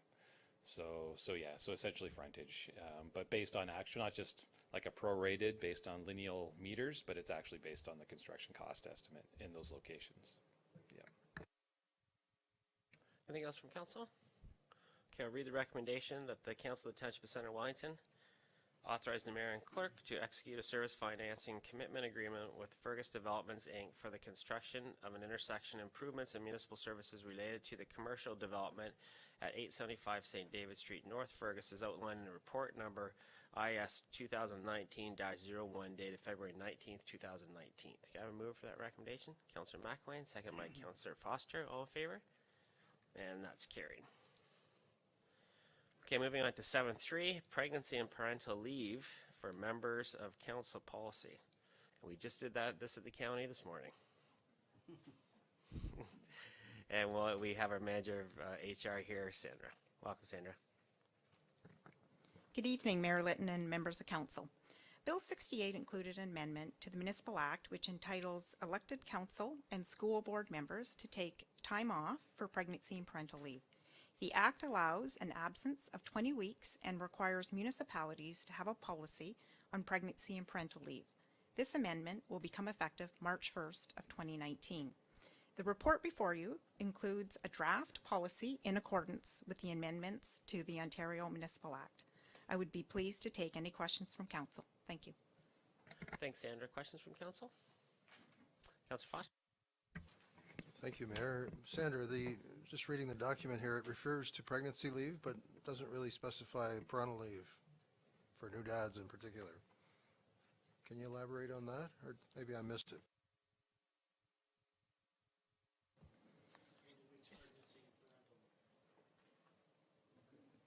So through Mayor Litton, actually under the policy, item number 1 provides a definition, which is the member's pregnancy, the birth of the member's child, or adoption of a child by a member. So whether mom or dad, it's equally applicable. Thank you. Anything else? Okay, I'll read the recommendation. That the Council of the Township of Center Wellington approve the pregnancy and parental leave for members of council policy. Move for that recommendation, Councillor Foster, second by Councillor Van Leeuwen. All in favor? And that's carried. Thanks, Sandra. Okay, move to the amendment number 1 from the growth plan, and we have Brett's going to speak to that report. Thank you, Mayor Linton. The previous provincial government adopted a new growth plan for the Greater Golden Horseshoe, which took effect on July 1st of 2017. It made some pretty significant changes to the 2006 growth plan that caused some concern amongst municipalities, especially smaller ones like ourselves. That was a potential for our greenfield density target to go up from 40 people in jobs per hectare to as high as 80. An increase in the residential intensification target, and tying urban expansion to municipal comprehensive review that could only be completed by the upper tier and would consider all of the lands in the upper tier. There's a requirement as part of that municipal comprehensive review for an employment land strategy, as well as the province adopted agricultural and natural heritage system mapping at the provincial level that took effect as soon as it was passed. And as well, vacant lands in the rural hamlets, which the province called undelineated built-up areas, would become part of what counts towards the greenfield density target. So you have your low-density unserviced areas contributing to this, what is already a higher target. So a lot of municipalities had concerns. I think when the growth plan was first put forward, the township made a submission in opposition to these types of changes, and Mayor Linton and the CAO had a meeting with the Minister of Municipal Affairs at the time. It didn't result in any changes to the growth plan at that time, so it was adopted and, as I said, came into effect on July the 1st of 2017. But since the change in government in 2018, Municipal Affairs have been holding workshops with local municipalities, and they've heard concerns about the growth plan and how it's being implemented. And as a result of the workshops and sessions with other stakeholder groups, the ministry has now put forward proposed amendment number 1 to the 2017 growth plan. It's posted on the environmental registry. Deadline to receive comments is February 28th, 2019. And there's also related postings that deal with sort of the transition from the previous policies to the new ones, as well as a framework for provincially significant employment zones. So I've just done a little summary of the changes. It's not a huge overhaul of the growth plan, but there are some significant changes that are intended to address things that the province has heard from municipalities. So first of all, they've introduced this concept of provincially significant employment zones. They are protected and can't be converted to a different land use. There's provincially significant employment zones have been identified throughout the province, but there are none in Wellington County. They're mostly on the railway corridors and the 400 series highways and places like that. So along the 403, CP rail land that's in Scarborough. A lot of it are areas where the industrial land already exists and is already developed, and they don't want to lose that supply. There's a new policy that creates a one-time window to allow municipalities to undertake conversions between the effective date of the new amendment to the growth plan and the next comprehensive review. So they've made it easier for us to propose alterations without having to do this larger comprehensive review, which was quite daunting in terms of the number of documents that the county ultimately would have had to produce. There's removal of the prime employment designation. They've adjusted language that gives us the ability to set different density targets for different types of industry. So there's quite a few minor policy changes that makes the employment land more flexible. And I think they're good for the township. They'll better enable us to meet the demand for employment areas and a transition to mixed use areas. One of the problems that we've had with the previous policy on conversions is the conversions didn't take into account the concept of mixed use. It was, you couldn't convert to other uses, period. So it made it actually more difficult to get mixed use. When it comes to settlement area boundary expansions, their focus is now on the outcome instead of trying to specify a number of studies that have to be done to justify the feasibility of boundary expansions. There's a new policy that allows us to adjust our settlement area boundaries outside of a comprehensive review. And there's a shorter process if a proposed boundary expansion is less than 40 hectares. So if it's a small piece of land, you don't have to go through the same comprehensive process that you would have for a larger expansion. So it's the kind of thing that, in my mind, is more suitable to our size and scale, that if we were ever in the future looking at urban expansion, and it's not certain that we will be, but they've allowed for minor adjustments. So again, I think those changes are positive. It's understood that there's an oversupply. So one of the things that they've taken out is this requirement to freeze excess lands from any kind of development if you want to add new ones elsewhere. So one of the concerns Township in particular had is that while we may feel that we need more employment lands, and I think that's a given, we're restricted from adding employment lands because there may be other lands elsewhere in the county that aren't being used. So the province has made some adjustments to account for that kind of looking at your local supply rather than the supply being taken as countywide.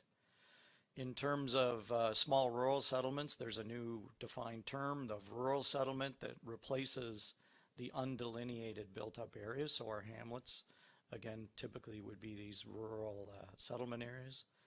And it's specifically clear that they're not part of the designated greenfield. And a policy that allows kind of what we've always called rounded out in planning circles, which is consistent with what the county OP already says. So again, those changes are positive. In terms of the agricultural and natural heritage systems, they've made it so that the new mapping that the province released, which the county did an assessment of, found quite a few flaws in that mapping compared to mapping that the county had developed locally with its own sources or in consultation with the conservation authorities. And so now there's a process that they don't apply until the county puts those maps into their OP, and they can use their own locally derived information in order to do it. So it's an improvement over the mapping that came down from the province and took effect immediately and had some pretty significant policy changes, not so much for us, but for example, in Puslinch Township, land that they had called secondary agricultural all of a sudden became prime agriculture. And so even severances that were in process went from being allowable on one day to the next day not being allowed any longer because of this change. So it's being brought forward through official plans, which means there's public consultation and that sort of thing. So I think, again, that's an improvement significantly. Some of the other changes are there's been some adjustments to the intensification target. So among what are called the municipalities that are outer ring, which we're a part of, Wellington County, it also includes Brant, Dufferin, Haldimand, Northumberland, Peterborough, Simcoe, and Wellington. We have our future density target basically stays the same as what our target is today, instead of going up as high as 80. And that's good for us, as well as the intensification target, or the greenfield density target can stay the same as it is now instead of going up. We can, so I think those address things that we pointed out as being concerns for our community and our future ability to maintain our local character. And so I regard the changes that the province is making as positive as far as Center Wellington goes. Thank you. So I think this came up at the County Planning Committee last week, and from the other municipalities, this was seen as a very favorable move, that the provincial government was actually listening to small towns and giving them more flexibility, especially on the targets. So just a question and clarification. Firstly, so we had a negotiated target that was less than the provincial target for us, and that was 40. So that is not going to be touched?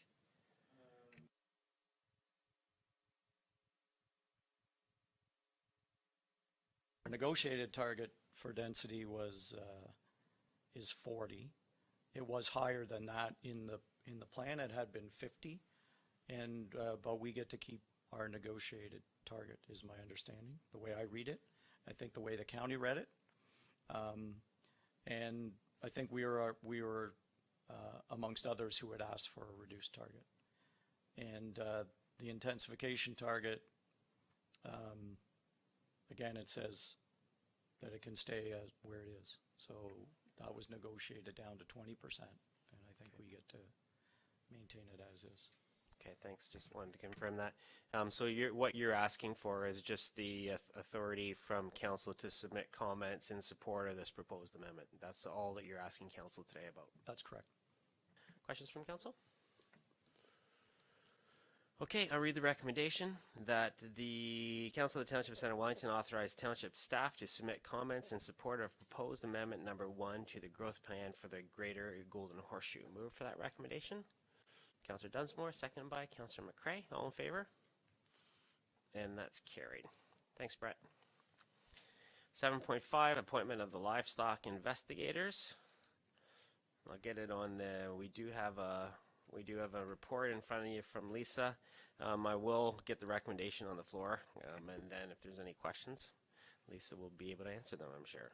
Recommendation that the Council of the Township of Center Wellington appoint Stephen Weir, Warren Ziegler, and Eleanor Godson of livestock investigators under the Ontario Wildlife Damage Compensation Program until November 15th, 2022, or until their successors are appointed. Mover for that recommendation, Councillor Van Leeuwen, seconded by Councillor Foster. Any questions for Lisa on this? Pretty standard. We have to do this. Councillor McElwain? Thanks, Kelly. Are these the same investigators we had last year, or are they all new? One is returning, 2 of them are new to us. Okay, all in favor? And we have livestock investigators.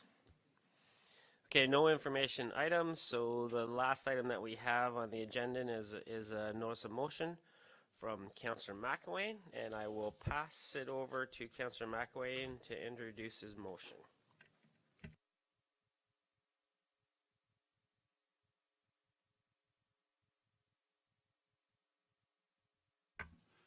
Just a very quick introduction, and we'll get it on the floor, and then I expect that there will be considerable discussion after that, but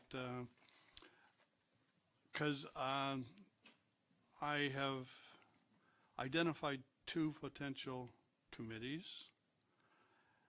and the names I have chosen are the same as Kitchener. I must admit my R&D or rob and duplicate process includes looking at other council websites, and so I'm using the same titles they are for these 2 committees.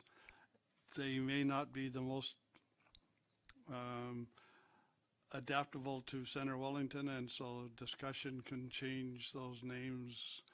The terms of reference are still to be developed, so we can talk about that. So I'll just put the motion on the floor, and then we can have discussion if that approves or meets everybody's approval. So the recommendation, whereas oversight is central to what any council is expected to do, and whereas Committee of the Whole does not provide a forum that allows detailed discussion by councillors and or citizens in key decision-making related to the township budget or infrastructure services, and whereas advisory committees do provide such a forum, now therefore be it resolved that the Council of the Township of Center Wellington consider adding a Finance and Corporate Services Committee to address operational issues in the Finance and Corporate Services Department, budget, and other services related to the municipal code, and that the Council of the Township of Center Wellington consider adding a Community and Infrastructure Services Committee to address operational issues in our community services and infrastructure services departments, including issues affecting programs and services such as roads, bridges, water, and wastewater. And further, that the Council of the Township of Center Wellington consider that a council representative on all advisory committees, be chair of that committee, and fulfill the role of spokesperson for the committee. So it's open to comments, questions. Just as a little bit more background, like you, Kelly, I am a fan of George Cuff, and in a article in Municipal World last fall, I think, he wrote an article, and one of his comments was that an overlooked rule of any council is an often overlooked rule of any council is to provide oversight. And he went on for a while, but it's a requirement that our council provide a sense of won over vis-a-vis the decision-making of its administration. And that's kind of the principle I'm following here in discussing these two committees. Before I ask for a seconder on that, can we just get clarification on what you mean by advisory committee? Because when you reference Kitchener, their names that you've used from Kitchener, they're standing committees. So advisory committee in our lingo means it has citizen representatives on it. So can you confirm what we're talking about? Are we talking about standing committees or are we talking about advisory committees? What's this motion about? If advisory committees are the ones with citizens on them, that's what I'm referring to.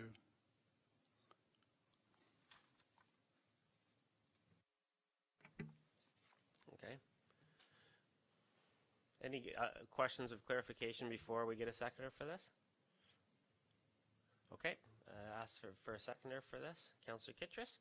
Okay, so now this is on the floor. So I will give an opportunity for all members of council to speak, and I will go around the room and have a discussion because I want to make sure that everybody has an equal opportunity to speak to this motion. So who wants to initiate the discussion? So we're talking about the motion on the table is advisory committee. That means citizen representatives on it. Okay. Councillor Kittrus? Can we ask questions of staff or Oh, yeah, budget? yeah. Well, this is a council discussion, so. We have, staff have not been able to, have been asked for any report. This is strictly a council This is council. debate. Yep, Councillor Kittrus? I'd like to ask questions about the clarification of what our budget process is right now, so that we can have a reference point for what this is asking for. Is that possible? Well, I mean, we have a motion on the floor. I mean, we just went through a modified budget approval process. Typically, if there's no election, we'll have 2 days of pre-election discussion, pre-budget discussion where we have a discussion. We provide the opportunity for councillors to provide direction to council, but we do that currently as a committee of the whole so that all of council has the opportunity to provide clear direction to staff so that then they go away and develop the budget that comes back to us. So we would propose that in June of 2019, we would do 2 days of meeting with this council as a committee of the whole to provide us with what we need, provide staff with what they need to then develop a draft budget that comes back to the budget committee, which is committee of the whole. And then we go through the process that we just went through, 3 or 4 days. So in a nutshell, that's the budget process. Councillor Kittrus? Why is that not done during an election year?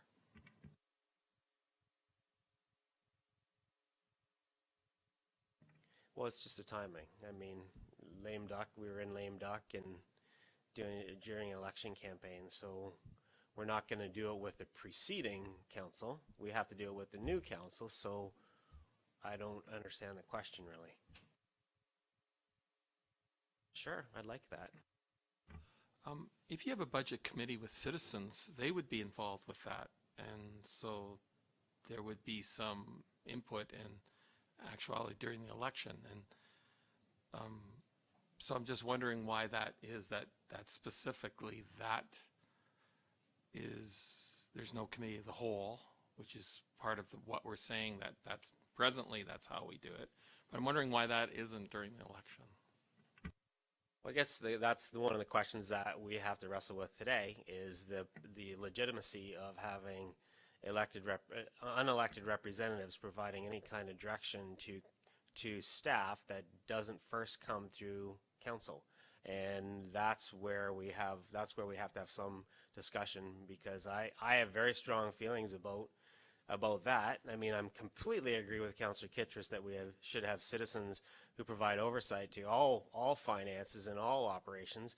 And I think the best way to get those citizens on is to have a widespread election, and that's what we have. So we're the citizen representatives who have been tasked with overseeing the operations and finance of this organization. And no other citizens, in my mind, should have any kind of greater access to finance and budget or provide any direction to staff at all if they haven't been elected. So I'd like to know if this is indeed an option that's on the table, and have advisory committees for two very core areas. It's different than our advisory committees that we have right now that are very specific. We're talking about the overall operations and finance and major decisions that are made, and we are the ones that have been tasked by the electors to do that work. To me, that's outsourcing leadership, and that's not where we should be doing. I'd like to know how it's possible to select citizens to be on a focus group that haven't been elected by the people.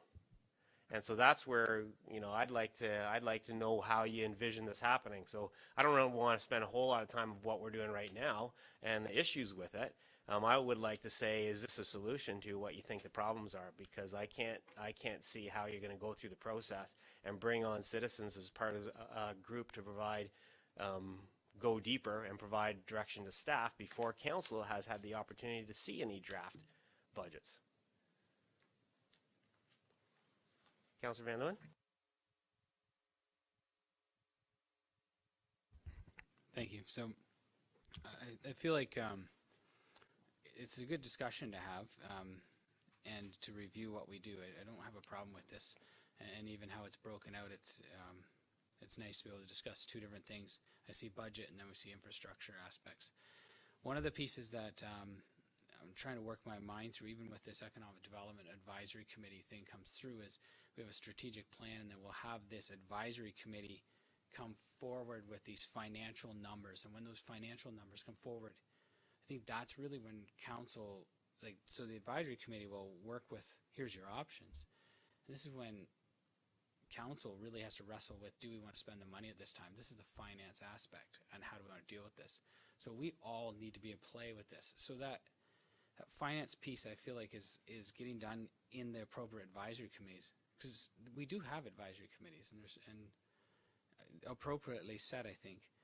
When it comes to finance, as Councillor McElwain said, we should have the oversight for sure on every aspect to it. I'm trying to envision an infrastructure project, or even placing the whole budget together, where I know that Wes and Dan, Mark and Dan, where you start and you're walking through the individual department budgets throughout this municipality, almost 6 months it feels like, and you're walking through and saying, okay, where are you at, what's going on? To bring those pieces together, to have a citizen group walk through these pieces, I can't see that happening. And then I can't see infrastructure where we say, well, we need a bridge here, to put citizen groups inside the designing and the EA process and this of the bridge. I'm just really struggling with, once that comes forward, that's when it hits our table and says, do we want to spend this money or not? Because it's very regulated pieces. So infrastructure is, majority is regulated. And I really like the conversation we had at this table, if we're going to change something in the, what type of bridge. And the other is, we do want those budget discussions to come right here, where we say, what are we going to spend? I would feel enormously left out if I was outside of those conversations, and then they came forward with 3 options, and then if that was the case, I'd scratch my head and say, well, I want to throw another option, and we're back at the table going, did we check that? Did we do this? So I don't want to, I really have honestly worked my way through this, Councillor McElwain, and it's not just pushing it off, but trying to figure out how would this work through the system. Councillor Duns? Yeah. I think the budget's far too important to narrow the focus to a certain group to bring forward recommendations. I think the conversations we had in this room around the budget were important because we each had ideas and we each had taxpayers that we were representing. And to have an advisory committee do that kind of work beforehand and come up with stuff, I think I'm more all for us doing more work ahead of time. If we have to have more committee of the whole meetings related to the budget, I'm all for it. But to bring another group to come and filter through the budget and then bring us options or something else, I think we're going to have the same thing that happened an hour and 15 minutes ago in this room. We have an advisory committee that's put forward recommendations, and we're debating them again whether or not that we should be moving forward with them or not. I think we should do that when it comes to the money, and we should only do that when it comes to the money. Councillor Foster? Thank you, Your Worship. When serving on council in 2007 through 2010, I had a unique look at both ways to do this because in 7 and 8 we had standing committees. We had a standing committee on finance and admin. We had a standing committee, Kirk, you'll remember, on operations. We had a third standing committee, which I'll leave for now because it's not part of the motion. It was in planning, actually, but we're talking about finance and we're talking about operations here, in my view.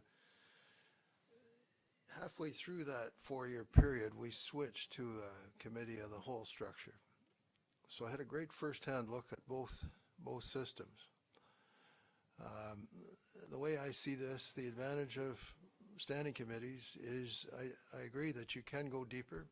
It's easier with a smaller number of people to go deeper, to go more intense on various issues, and then bringing forward good recommendations to council. The second thing I like about it is those recommendations are then discussed and debated a second time, and I think that's really important. That sense of sober second thought, if you will. I do like that as well. The third thing I like about standing committees is each of us may have a specific expertise. In my case, I have a background in finance and accounting. Using that simply as an example, I feel I could add value on a finance admin committee because of my training in finance and accounting. Others may have training in engineering or other things. The point is that as councillors, we can bring specific skills to a particular committee and make it better, and I like that as well. So those are all things that would support some kind of standing committee. The disadvantage of standing committees is it takes longer because there is a second level. One of the criticisms of having a standing committee is that other councillors aren't part of the initial discussion and you have a second look. Sometimes that takes longer. So that's one of the disadvantages. As for advisory versus a standing committee, I think I appreciate, Kirk, where you're coming from with having more input, but having more input from citizens, that is. We were elected, and I think of that as kind of like the process of having a referendum on a particular issue.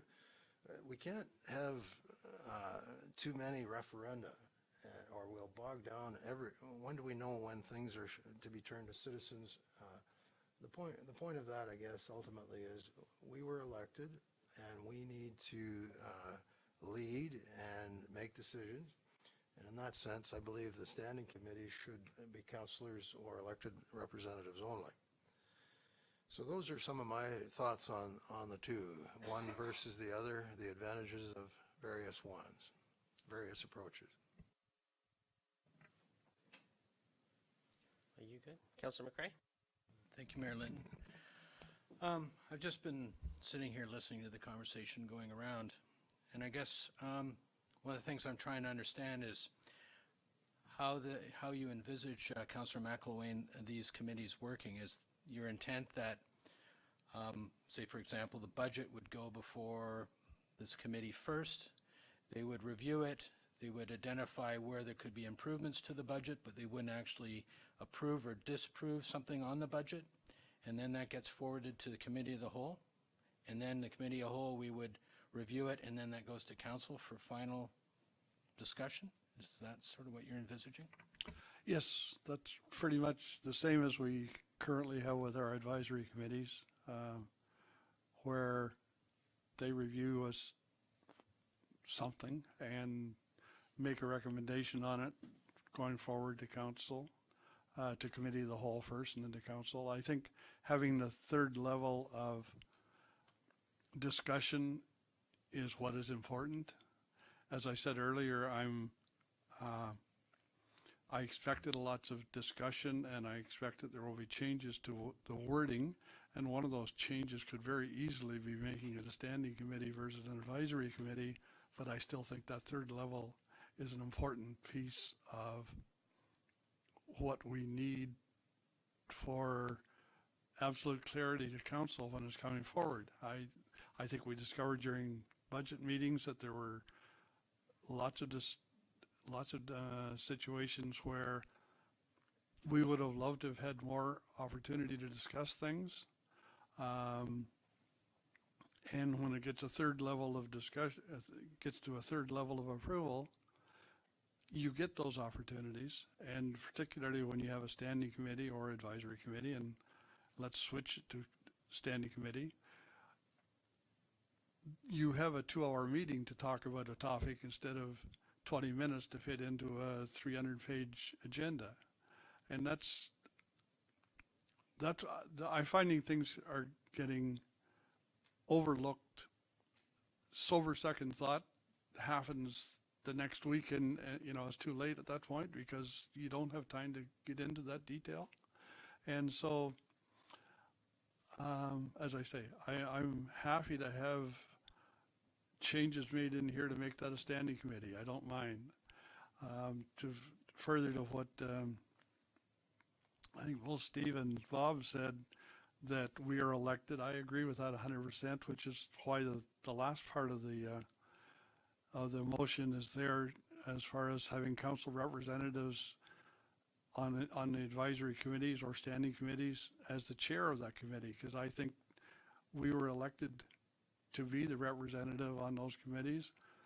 We should be the spokespersons for those committees, and the importance of sitting with the staff person and developing agendas for those committees is, to me, I was chair of economic development for 8 years, and I was chair of community service for a couple of years, and sitting with the staff person developing the agendas for those committees was as important as the meeting itself, as from a relationship between myself and the staff person involved. So I agree with that we are the elected representatives, and in that context, we should be the chair of the committees.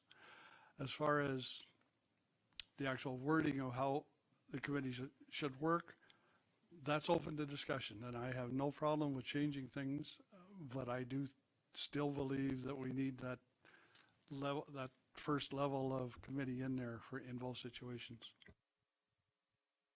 And the challenge is that the scenario you provided there, though, would assume that you're on the committee. So if you assume that you're on the committee, then I can see how that's going to help you understand how much deeper you can go with the staff.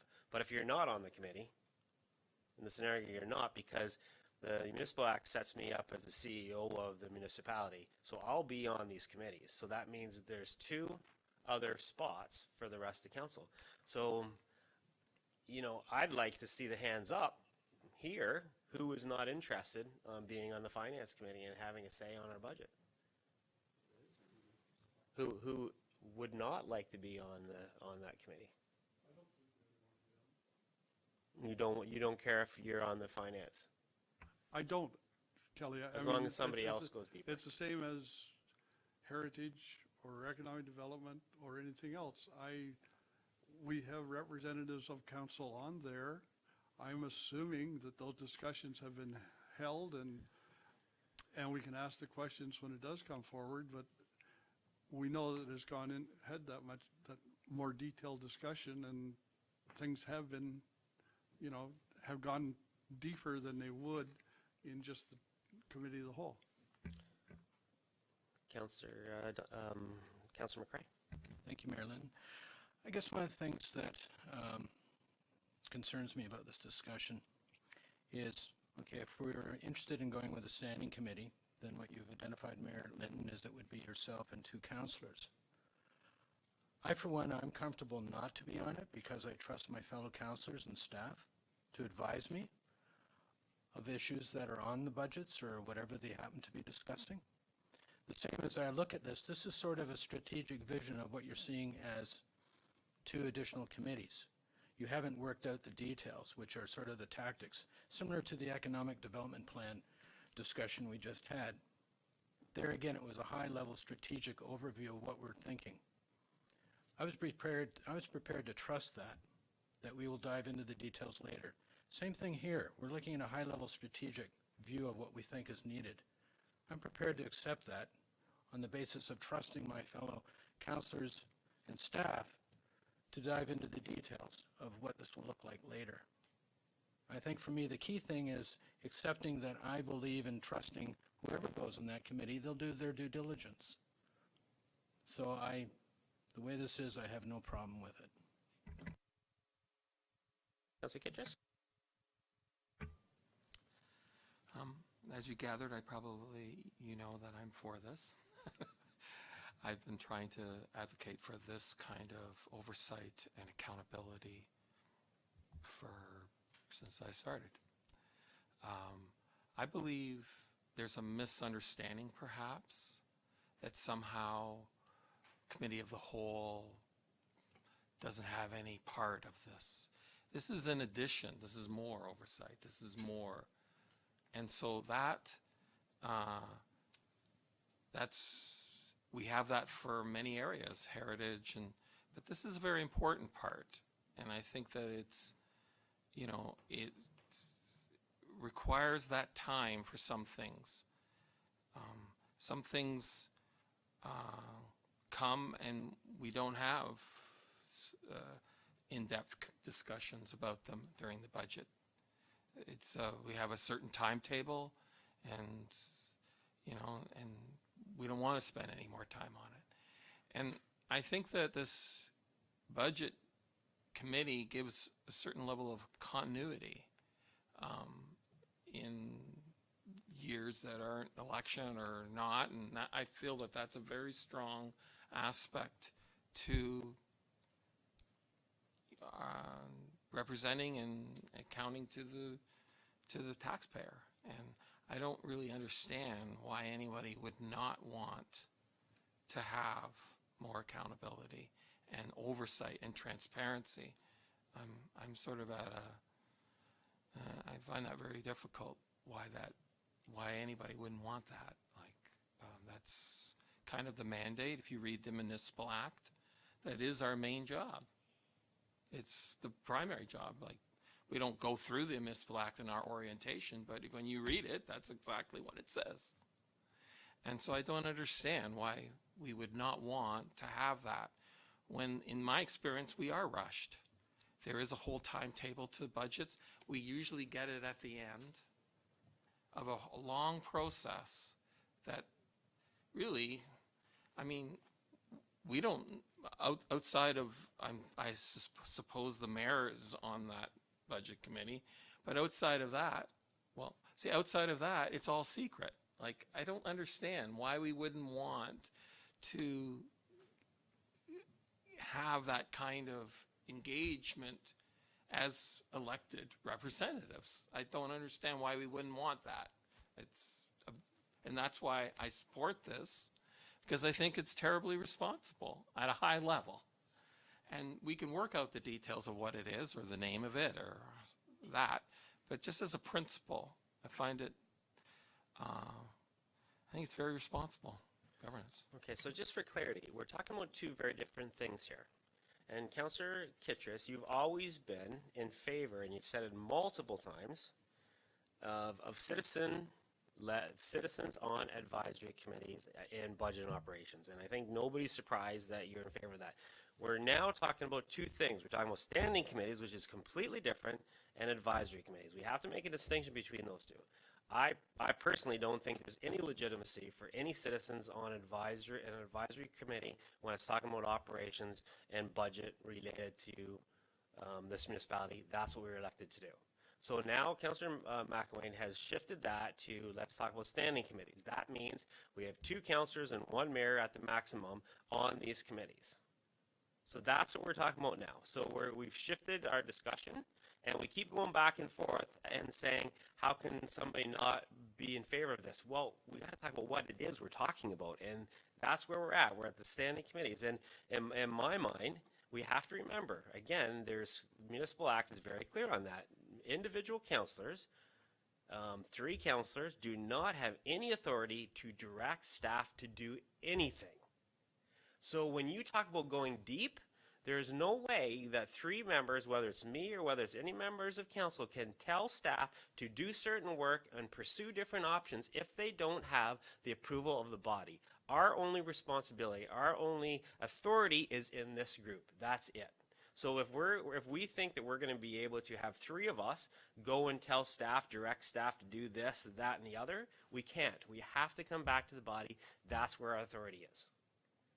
So we have to be clear on that. We can't send staff on a bunch of rabbit goose chases because a committee wants us to do things. I see a very big distinction between talking about that and talking about the advisory committees that we have. We have heritage, which is very narrow. We have economic development, it's related to jobs and investment. We have community services, which talks about quality of life. And we have the new healthy growth, which talks about concerns that we have about growth. Very specific, narrow focus. This is about the operations and the finances and the infrastructure related to how we do government. So we got to be very careful if we think that we're going to move into a standing committee setup where these 3 members of council are going to significantly move staff in a certain direction without the input of all of council. We just can't. Councillor Van Loon? Okay, thank you. I guess so. I want to clarify, and probably this is where we got to this system, is once we said we're going to do standing committees, we had standing committees in the past, and then more and more people, councillors, wanted involvement. And maybe you can have clarity today, we have a standing committee. It actually has all of us involved. So as soon as we become a standing, as soon as there's more councillors, we have, the Municipal Act says there should be clerks there.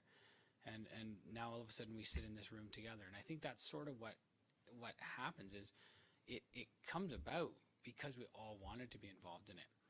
My concern is where we sit here is we're going to actually, staff are working together, they're doing their job, and I guess that's where I look at the trust aspect and say, do we trust that the staff are working through these processes of their infrastructure, of the infrastructure options, which we've seen them bring forward to us, and they come forward to the standing committee of all council, because it's a committee of the whole, of all council, and then it says, here's what we found.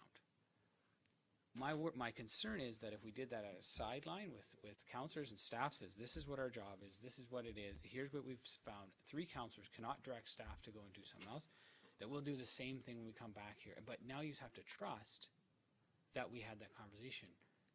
But council's going to want to ask that question again, except they say, well, what do we think about maybe holding back that road, or what do we think about doing this option?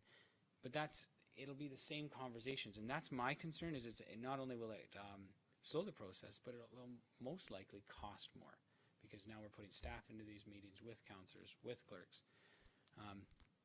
and I really do think that we should recognize that when we ask questions from staff sitting in the council chamber, they generally they'll have those answers, or they get those answers to us. I'm always impressed. They say, okay, well, let me get that to you. If we want to defer a piece, then we're able to pull it out and defer it. Especially once we get into further into the year, when we get projects, we get project updates, and this is what's going on, and we have different pieces, we'll realize that we are the standing committee for finance. We will get updates as to, here's the project that went out and it's under budget. Do you want to approve it? What do we want to do? If that went to a finance committee and then had to come back, it would be a two-step phase for the exact same thing. So I really think that we sit in a standing committee of the whole, and I just feel like this is going to cost the taxpayers more money stepping through the process. Councilor McCray? Thank you, Mayor Lynn. I guess one thing I'd like to try and understand here is how might we address the issues of insufficient time to discuss or to deal with something through this current committee of the whole? I mean, what I'm hearing is we don't have adequate time to properly review the budget, to dive into certain things, to have adequate discussion. How might we achieve that? Is it through these additional committees, or is there something we need to change within the concept of the committee of the whole? I mean, how might we address what the concerns are of Councillor McElwain and Councillor Kittredge? I think I'm going to start, and then I'm going to turn it over to Andy, because I think, as I mentioned already,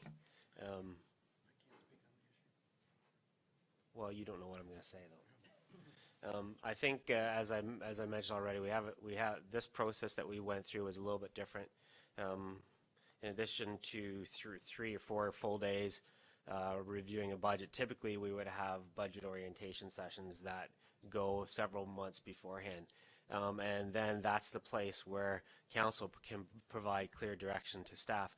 For instance, that's the perfect opportunity for council to say, I think we're taxing our residents too much. I think we should put a limit on our tax increase for the upcoming budget. And then we put something on so that staff have the ability to then move in a direction. And I think that's where we could really that's what's going to happen in 2019, because there's no election. We have the opportunity in June to do that. And combining that with our strategic planning process, that should provide a really good direction for staff then to do their job and then go put forward a solid budget that we can then, as a council, debate. Just for fun, I asked over the last couple weeks, I asked some of the mayors in the county how much time they spent for budgeting. When they heard that we spent 3 days, they couldn't believe it, because typically they finish things up in a day. And so this is not the fact that this is not usual that we already spend this much time, but I think it's good. But I think we have to make sure that we do have that upfront time to provide direction to staff, because it's only with council direction that staff have the authority then to provide options for us. And that's what then initiates the budget process. And that's when we go through the budget at the speed that we can go through it. And then we have staff has their direction for the operation. So that's typically how it works. I think adding those 2 days will do a significant amount of will significantly help the budget process, because we have that opportunity to provide direction to staff. Anything to add? Just on part of that is, so we have had public meetings, so the mayor's town hall is always in November about the budget process. And so we'd host that, as well as we've done a community survey in the past, where it's an interactive tool that people put in their address or their tax number. They get to see exactly how much money they spend on their taxes for each of the services, and they're able to provide input back to council. We provide that and share that to council as to where they think we should be increasing spending, decreasing, or leaving it separately or similar. I can tell you that Town of Newmarket, who has won several awards for their budgeting process, does a very similar process to what we do with that. Cambridge has just done the similar type of thing, where they've done the survey. They've had a town hall meeting with it.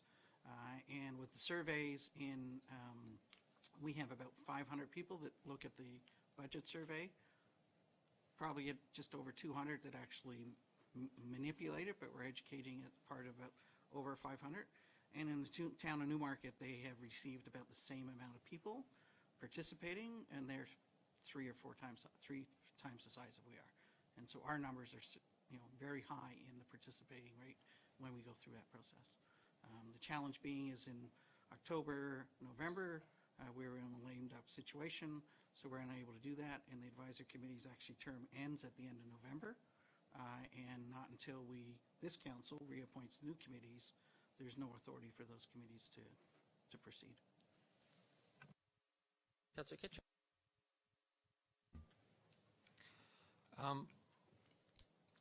First of all, I don't really care whether it's a citizens committee or a standing committee. It's more about oversight. I've never, in the 4 years that I have there, been asked, what do we want to have taxes at in our preliminary budget? It's always been, what issues do you want to address? So to clarify what we do, we've never been asked, what is the taxation rate that we want? That's never been asked. I'm going to just say that. The other thing is, when we do these lists, the pre-budget, and we have certain things that we want to, what usually happens is the staff does go out, they spend a lot of time, and then we have another meeting, and they generally attack everything that we want to do. That's my history. That was what with the OLG, there was a whole presentation and all sorts of stuff, and that's what happened. But in a budget committee, it's not, it's just it's just a daily thing of what happens.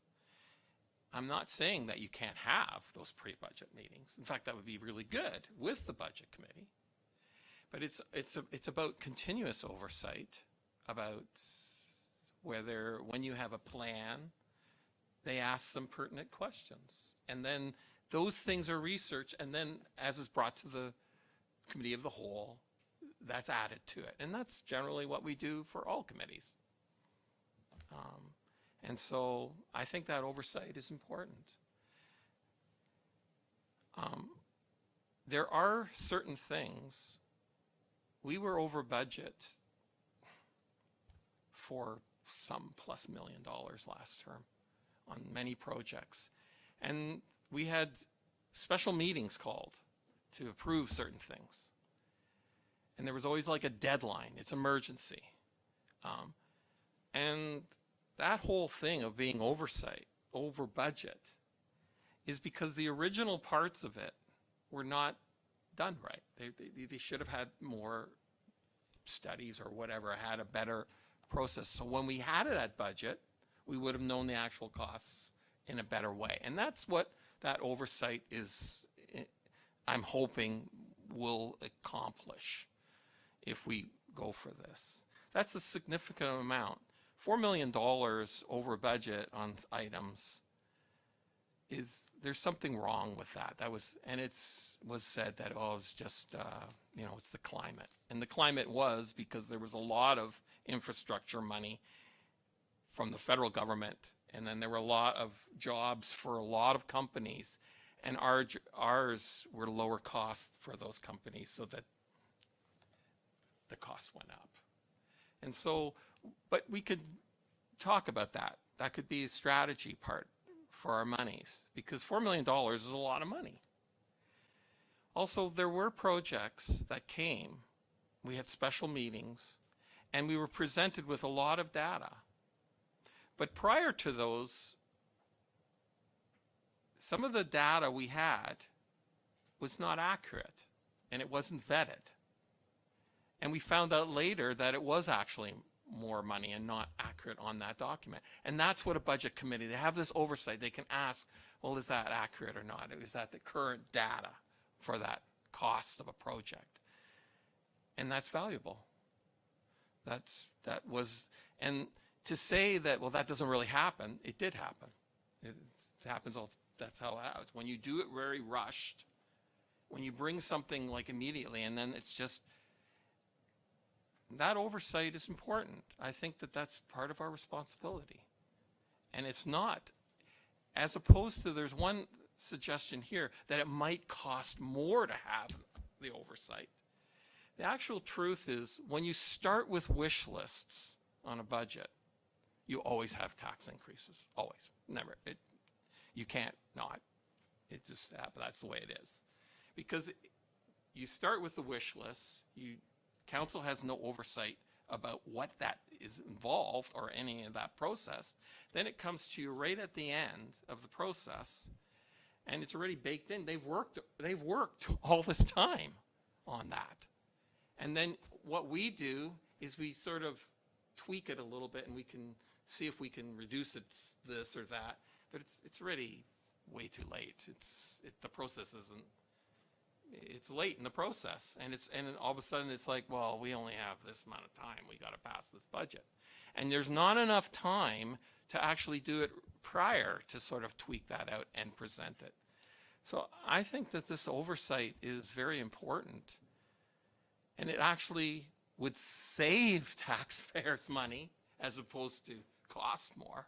It would save us probably tremendous amounts of money. I just want to respond a little bit to that because, again, I have to keep coming back to it.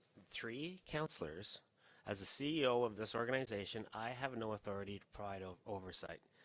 3 counselors do not have the ability to provide oversight and direct staff to do anything. It will be it would just have to go back to council. And that is our job as a full council, is to provide that oversight. And we do it all the time.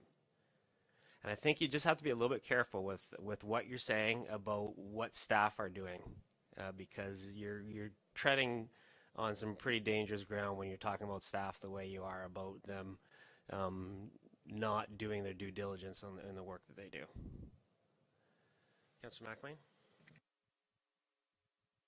Thanks, Kelly. I just wanted to say that, because you twice now mentioned that we would not have the ability to direct staff, and I absolutely agree with that. I'm not suggesting in any way that these 2 committees direct staff. That's getting into the operational end of things, and that's not our job. But what we can do is ask questions so that staff have more different answers when it does come forward to committee of the whole. And that's the same as it happens in community services and at economic development and heritage. And you keep saying differentiating, but it's not differentiating. I mean, economic development's mandate is as wide as anything in the township. It is, to me, it's our number 1 focus is economic development. The fact budget supports the economic development, everything else supports economic development, but our job is economic development. That is the widest mandate we have. And so to differentiate that way, I think, is inaccurate. And I don't see any difference between having standing committees for these 2 departments than economic development or community services. Councillor Foster? Thank you, Mayor Kelly. A couple of points I want to make. Firstly, I think budget as we know it has to remain as a committee of the whole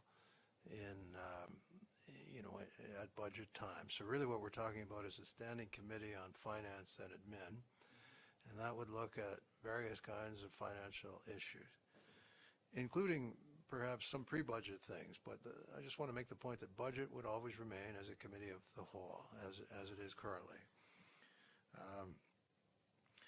The second thing, Your Worship, yes, it's 3 of us cannot direct staff, but what we can do is have a preliminary look at an issue, and I'm using the example of finance and admin. The way I would see this working is that in so doing, we're doing a pre-look at an issue, we're going deep on that issue. That's going to increase the quality of recommendations coming to committee of the whole, and that's the point where we would be able to direct staff. Well, council actually would be the point. So we're adding a 3rd level of oversight. Hopefully we're increasing the quality of recommendations. That may in turn out to be actually more efficient. So I just want to be clear on those points. That's really what we're talking about, is standing committee, budget will remain. Hopefully the expertise that each person would bring to the committee would increase the quality of the output of those committees, and in so doing, that'll provide all of those things. A 3rd level of oversight, increase quality in our recommendations, and hence a greater effectiveness. Thank you. Councillor McCray? Thank you, Mayor Linton. What I'm hearing is basically a value to having the committee is being able to go deeper and look at information and then present that back to committee of the whole. What I've witnessed over the last several months as a councillor is this continuing questioning of the information that we receive from various committees. Is that going to continue if we form these two new committees, or will those of us who are not participating in those committees trust the information coming back, that we don't dive right back down into the weeds? Because the last thing I want to do is to form a committee where we don't value the recommendations. I mean, I've seen that several times now, and quite frankly, it concerns me. We have people who are quite capable, they do the work, they bring their recommendations to us, and then immediately we attack them. Is that going to happen with these two additional committees?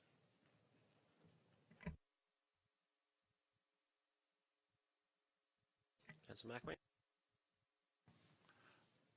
I expect, to answer your questions, Ian, I expect that there will be additional questions asked when it comes to committee of the whole, and that's kind of, we keep referring to a third level of oversight, and actually the first level of oversight is the standing committee, and second level of oversight is the committee of the whole, and the third level is finally council.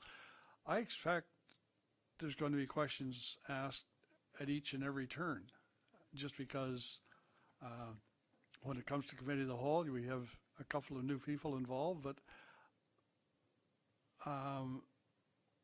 after it's been through a standing committee or an advisory committee, all of the questions don't necessarily get answered in the presentation. You will ask questions that, oh yes, that's happening, that's not happening, or whatever. You're always going to have additional questions, I think, and often there'll be another, even after committee of the whole's gone through it, and you've had a week to think about things, you'll ask questions again when it comes to the council for the vote. So those three levels of questions, I think, are an important part of the process.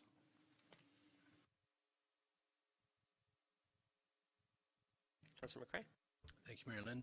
So Councillor McElwain, so you mentioned there that after, if you're on the first level committee, you go away and you think about something, and then you have a chance to reflect with it at the committee of the whole. How are you going to advise the rest of the councillors who aren't in that committee of, you had some further concerns, it's something we should be looking at when it comes to us? That would be one scenario for sure. Councillor Dunsmore? Excuse me, I just think we're running around in circles. If we're in charge of the money, we are in charge of the money, all of us. And we should be having, if we have to have more budget meetings as a committee of the whole, then so be it. I think we have a strategic planning session that provides staff with a direction. And then we have budget meetings, and we're supposed to enforce that and make sure that they know what it is this group wants. And adding another level of communication adds another layer of confusion. And standing committee isn't something that's on the table, because right now we're voting on a advisory committee, and I've just seen a history with this council, and those advisory committees, not accepting a lot of what they do, and I think a lot of citizens are going to feel when it comes to money, because we all have feelings on it, that their voice wouldn't be heard and that they wasted their time, and I don't want to see that go. Councillor McAvoy? I think, Neil, that we have kind of moved away from advisory committees, and I obviously we would have to amend the motion, but I think the discussion is now more around standing committee than advisory committee. It seems to be a general consensus that having citizens on budget committee is not a good concept. So as long as we have that extra level of due diligence, I'm happy with the standing committee. But I do think we need the third level of oversight. Councillor So then the standing committee is the mayor and two other counselors who are doing all the front work and then presenting to us. And again, I'm going to go back to the committee as a whole, where we had discussions and arguments based on different philosophies of how the taxpayers' money should be spent. And we're all elected based on those philosophies that we presented to our constituents. And so I say we have more meetings of the committee of a whole, and we have the arguments among ourselves.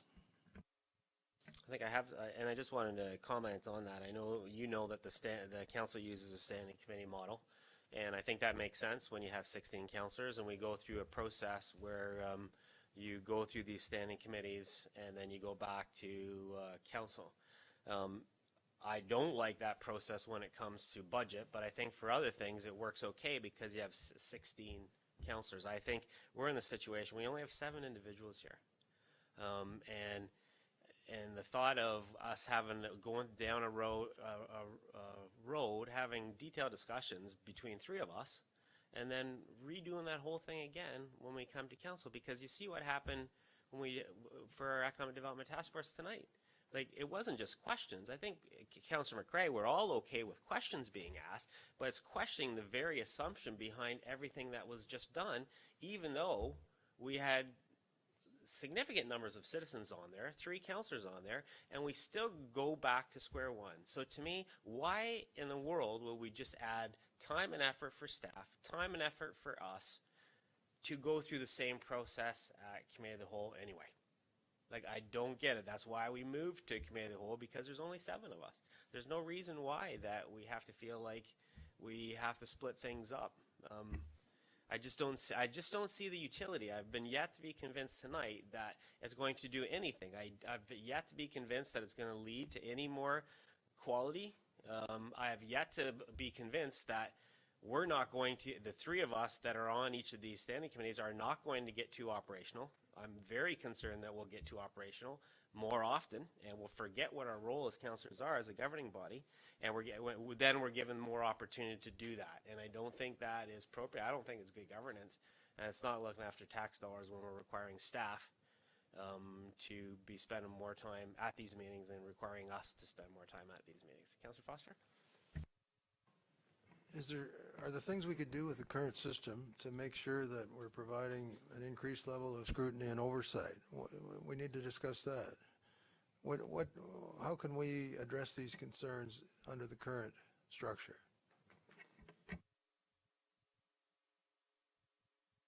Well, I think that's a good point. Again, it comes back to our clear understanding of the role of staff and the role of councillors. We have to remember, we have one staff person that we have authority over. CEO. That's it. CEO is on the hook to run the operations.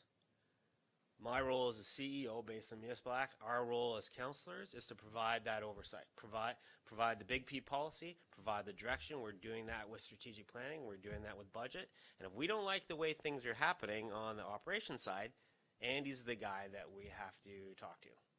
So we got to remember that, and if there's ways like the 2 days beforehand and maybe more frequent times where we just focus the Committee of the Whole on finance, or we just focus the Committee of the Whole on finance and operations.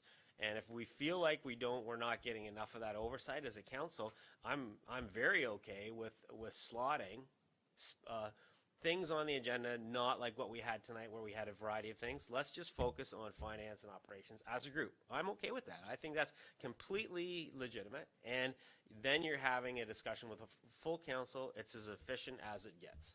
And it also provides us a safety that we are operating within our sphere of authority. So I'd be open to that for sure. Councilor Van Leeuwen? Thank you. Just a small comment, and it'll be my last, I think. One of the things I do feel we keep hearing, and I felt it myself, sometimes in smaller committees or out-of-camera committees, you sit around and you can talk and you ask questions that maybe, I don't know, I see people ask questions, and then when they come in to open mic and in the public, they are quiet. And I think it sits on us to say, you know what, if you have a question and you're willing to ask that, because you're gonna sit with the very same people. You're gonna sit with the infrastructure people that are in the room here. We need to make sure that we're brave enough to open our mouth and say, hey, what about this? Can you put, what does staff think? What does council think? Should we send them off and find out? And I think that should be able to see in that public forum with all of council to say, we want to know what that idea is, and let's send them off. And I, for one, feel that that's a very important piece to speak up in the public all the time. So I encourage others as well that that's where we should do. Councillor McLean? This is a very scary thought, but I think Stephen and I think alike. Because I was going to basically comment the same way, is that one of the problems with Committee of the Whole, or one of the challenges of Committee of the Whole, is that we have open mic, we're on camera, and we don't necessarily have discussions where a councillor may want to ask a question, but they don't want to put somebody else on the hook to have to answer it in this forum, kind of thing, whereas that happens in the standing committees. So I tend, it's valid, whether it's what the Municipal Act wants or not. It's just a matter of, I don't want to make Dan feel uncomfortable asking a question that may be offside a little bit. But I can do that in the standing committee and feel a lot more comfortable about it. I think the rules would be the same for standing committee as be live streaming. I think we have to do that. But there is a lot of questions that could be asked before a meeting, and I don't think we're utilizing that as much as we probably should. Councillor Dunsmore? Yeah, and the fact, in a society now where everything needs to be more open, and the reason we have microphones and cameras is to allow citizens to understand what's going on. There are ways to ask difficult questions of staff without being demeaning and without putting them down and without making them look like they're stupid. And that's just a communication technique. And you have difficult conversations. You just have them with a little more empathy and respect. And we can do it. We can still have the conversations with the microphones on and the cameras on. McLean? Just, so a standing committee would need to have microphones, even though it's not a council meeting, per se. And whereas advisory committees don't need that.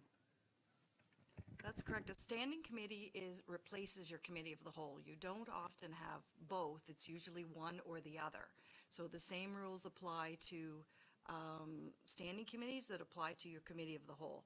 Advisory committees, I think if we had the capacity to live stream, we would do that as well. We're looking into it because it's about open and transparent government.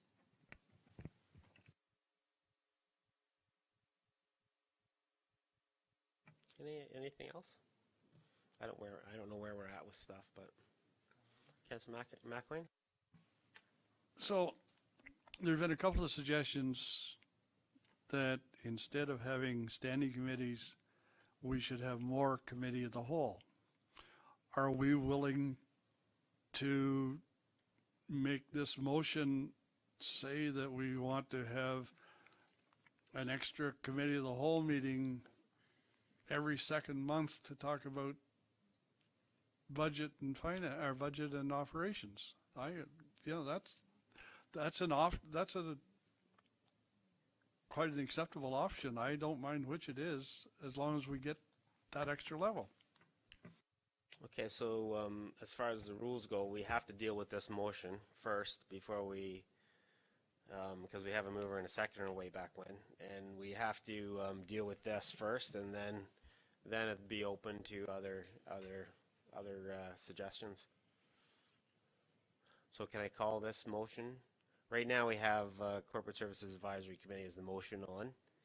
If we have a friendly amendment to do introducing Finance and Corporate Services Standing Committee, if that's the way we want a friendly, can we do a friendly amendment to that? Or? I don't think that's a totally different direction. I know it is. It's two completely different committees. So let's deal with this. Let's deal with this advisory committee first, because that's what we have on the floor. Okay. May I ask a question Yeah, first? Councillor McLean. The third part to this is kind of semi-unrelated to the first two. If this got defeated and we discussed options, would the third part get defeated and not be able to be brought back? Well, the chair thing and the development review committee thing.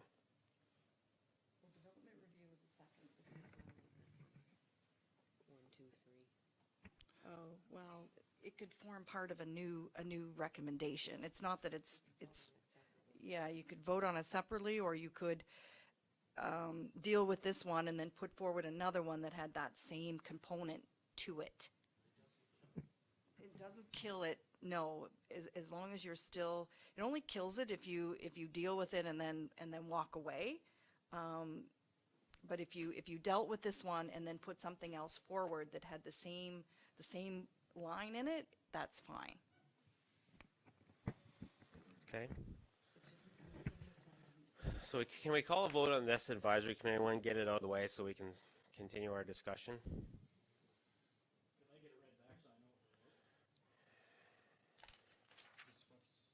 It's what was put forward. The first one.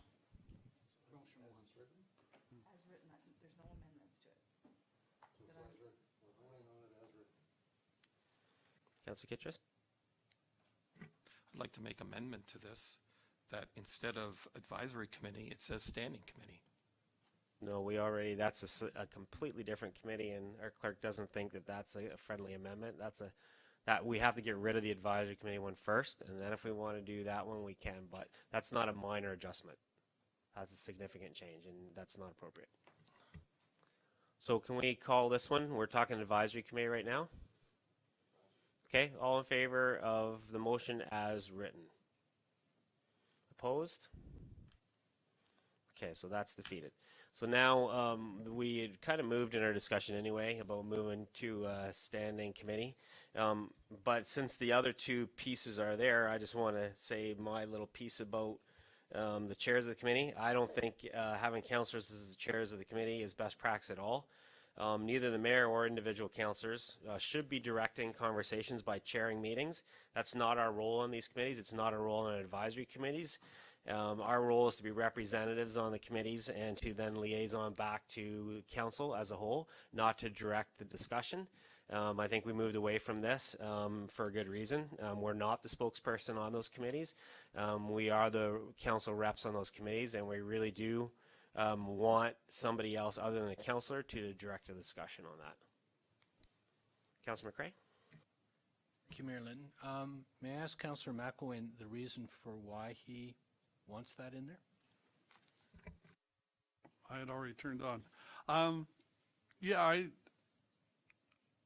based on experience, Ian, basically, I just found that, as I mentioned earlier, as the chair of economic development, as the chair of community services in the past, the exercise of developing the agenda with the staff person is a very important part of understanding exactly what staff is bringing forward, having an opportunity to discuss the pieces in more detail and ensure that you understand why a motion might be coming forward to the committee. And it puts you in a much better, as a chair, it puts you in or as a counselor, I should say, puts you in a much better position to work with staff, bringing it forward to committee of the whole.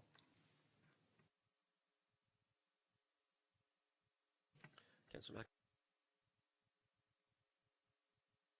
Van Leeuwen? We're starting to think the same so much, you don't even need me to talk, just like. No, so there's a few things that I am concerned, and some of it is, I have been in the past in council, or sorry, advisory committees where councillors are actually chairs, and one of the difficulties is, it is very easy definitely to bring a committee in the direction that you want. I feel I have a hard time believing it or not, but some of the people around this council chamber have their own ideas.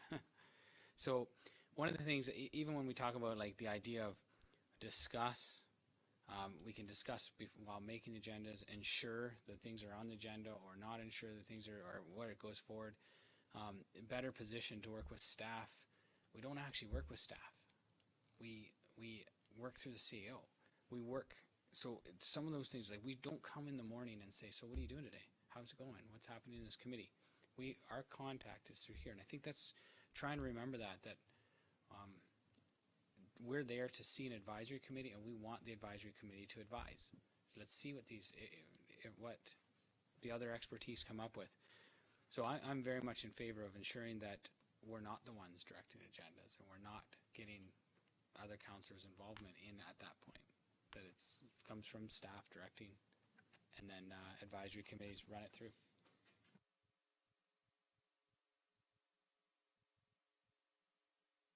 Councillor Dunsmore? Councillor McCray? Thank you, Mayor Linton. I guess just further on this topic, how might we address Councillor McElwain's concerns about being able to understand what's coming on the agenda? Are there opportunities for when the agenda comes out that we can question why is there something not on the agenda?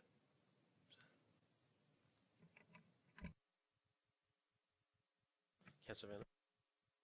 Thank you. So in the past, we've had it where previous meeting you would say, you know what, I think that we really need to talk about this, and we really need to have this discussion within committee, and you can ask that and say, can we get this on the agenda for the next meeting so that staff, but that's in that advisory committee, right? As a councillor, you can, just like anybody else, you can say, hey, we should be talking about this, and the committee can say, you know what, that definitely has to happen.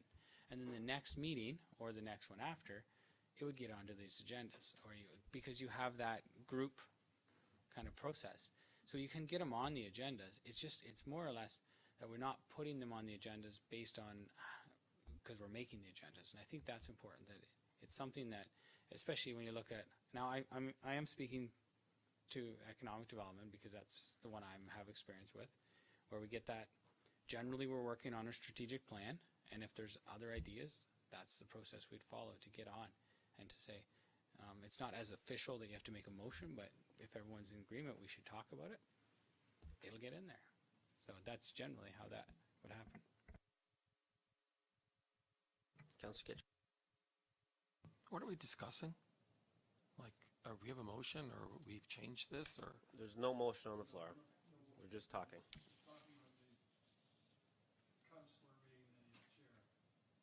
So this motion, that's over with the advisory committee? But if we wanted to change it to standing committee, is that what we're discussing? We've kind of gone, Councillor McElwain wanted some input on the other portions of his motion that included councillors being the chairs of the committees. And so we're providing some of our feedback on that. But there is no motion on the floor about standing committees at this point.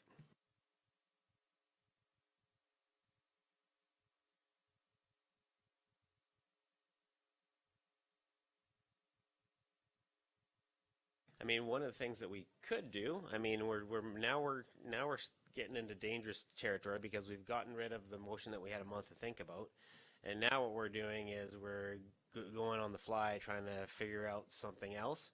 We could direct staff to get back to us with some options moving forward to have committee of the whole that's focused on finance and operations, and get back the timing, get back what they think that would be required, and then we could have a discussion about that at that point.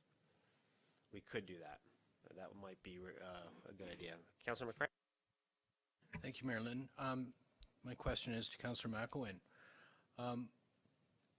Before we decide whether or not we're going to have a motion for a standing committee, if we were to have some additional committees of the wholes that were focused on finance and budget and community and infrastructure services, would that suffice? Yeah, I said earlier, I'm open to that option.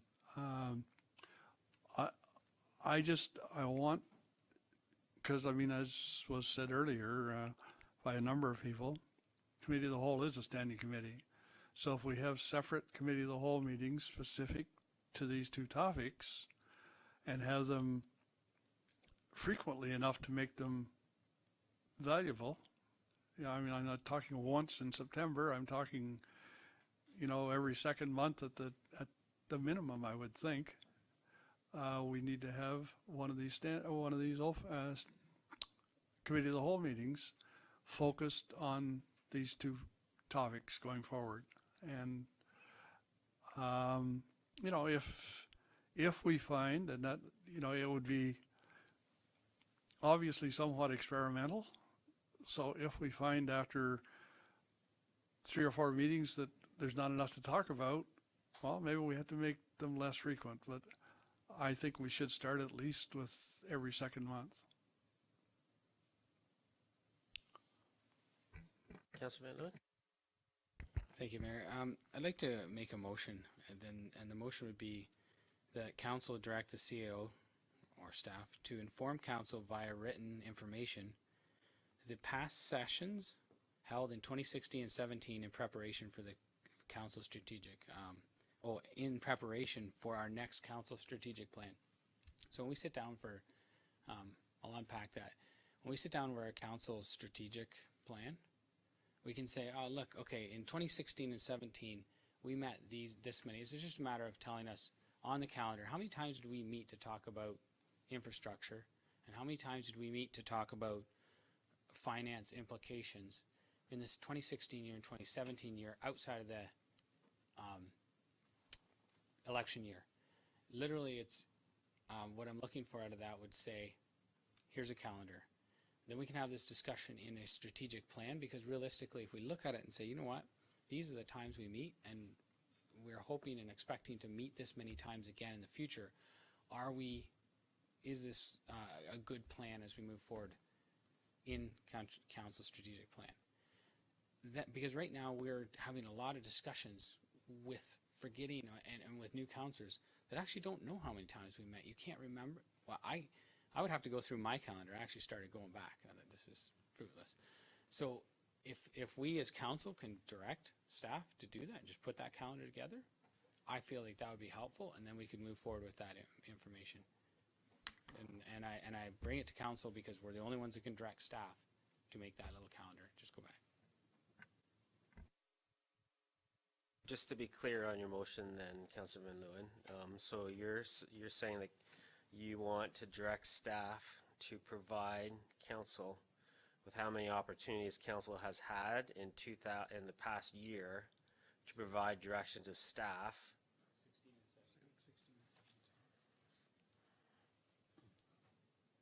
The meetings that we've had. So outside of council meetings? No, within committee of the whole, or within, if we called a committee of the whole to discuss an over project amount, or so a special issue, matters of finance. So regarding matters of finance and operations? Yeah, or infrastructure changes, things like that.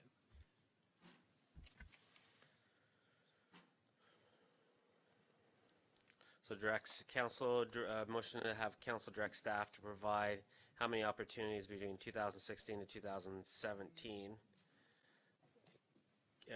Council had to provide direction to staff regarding finance and operations.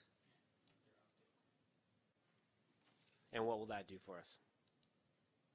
It'll allow us, what I'm hoping is it allows us to realize that because the new councillors haven't gone through this process, where if a bridge project comes up and there's a, let's take St. David Street Bridge, where they start the project and realize there's a, I don't know, I'll use a coal storage place, that council, then staff would bring that forward to us and say, hey, we're going to have an update. We need to know that this is what happens, and here's the extra cost. We're going to have to adjust. This is where we're going to process. What do you want to do, council? And council has to approve where the funding comes from and how we move forward. that's one project, and we can list, what I'm hoping that it does is to show that it's not just a concept that we talk about and say, oh, well, we should or shouldn't, but that we actually are doing this through the year constantly. And it should be something that's very, I don't want to, at least it's councils, but it shouldn't be huge. Just on this and this date, you've received an update, and it was for funding options or updates and updates. So just to confirm, what we get out of that is the context required for this council to say that's enough or that's not enough. Agreed.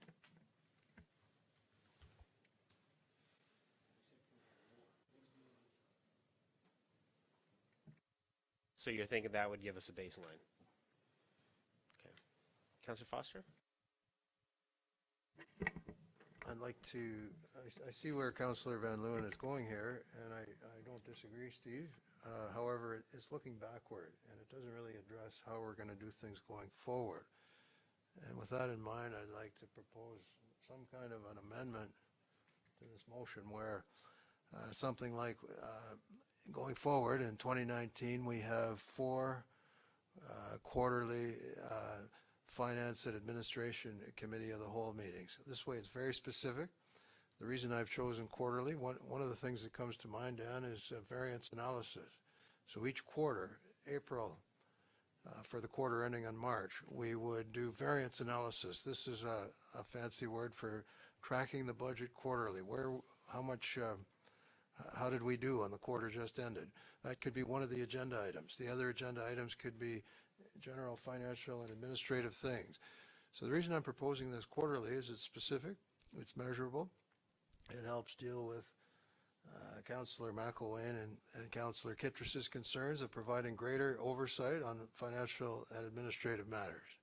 Therefore, I'd like to amend Councillor Van Leeuwen's motion and propose that I'd like to move that we meet quarterly in 2019 in Committee of the Whole, dealing with financial and administrative matters in particular. Okay, so your motion is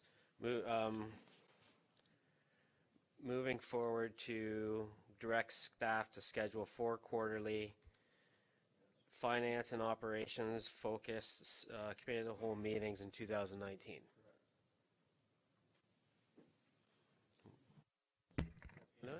Yeah, so if that's, one of my concerns with is if, are you okay with that if last time we did 6?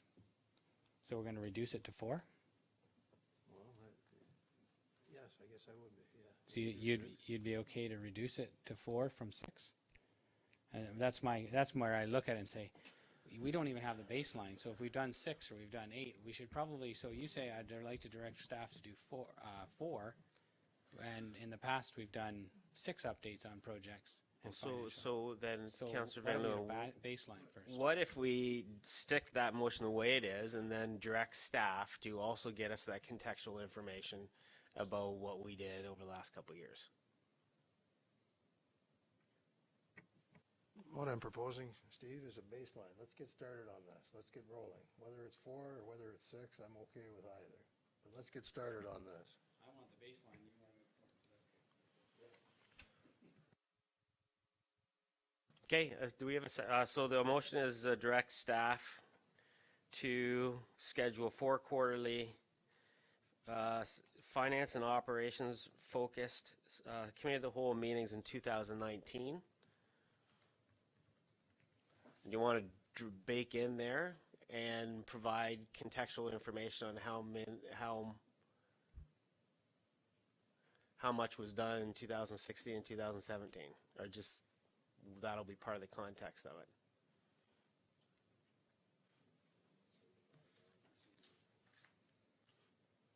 Well, it depends. This is council's first off. So to me, I'm just trying to say, yes, this does happen, and council needs to recognize that we're gonna realize that we're doing this all the time. But if council doesn't want to know how much it happens in order to make a decision, because we're essentially making a decision already then. So then there's no point getting the information anymore. Yeah. Do you see what I mean? So if we're going to say, let's go with 4, what's the purpose of getting the information of what we've been doing in the past? So if you want to go with 4, and but but in the past, we've been doing these updates constantly. But the difference in what Councillor Foster is recommending is formalizing it. Yeah. So we're formalizing committee of the whole meetings that are focused on finance and operations. Right, so if we're- And that, all the other stuff still goes on, because we do it because they're project specific. Right, so if we're gonna formalize it, and we're gonna make that decision today, then there's no point having staff spend the time Okay, to so find that just- information. Seconder for that motion? Yeah. The council directs staff to schedule 4 quarterly finance and operations focus committee of the whole meetings in 2019. Yes.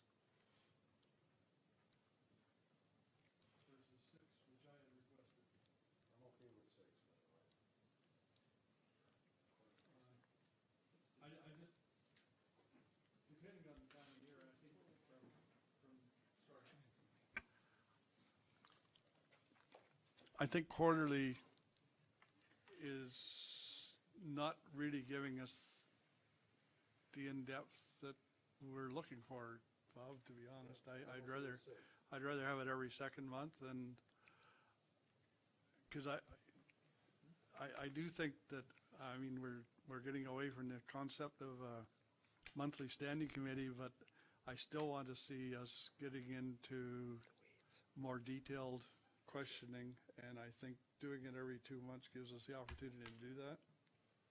So that's a friendly amendment. That's from 4 to 6. That's not a big jump. Okay. So are you okay with the friendly amendment? Mover? Okay. Councillor McWane, you can second that one? Sure. Okay. All in favor? And that is carried.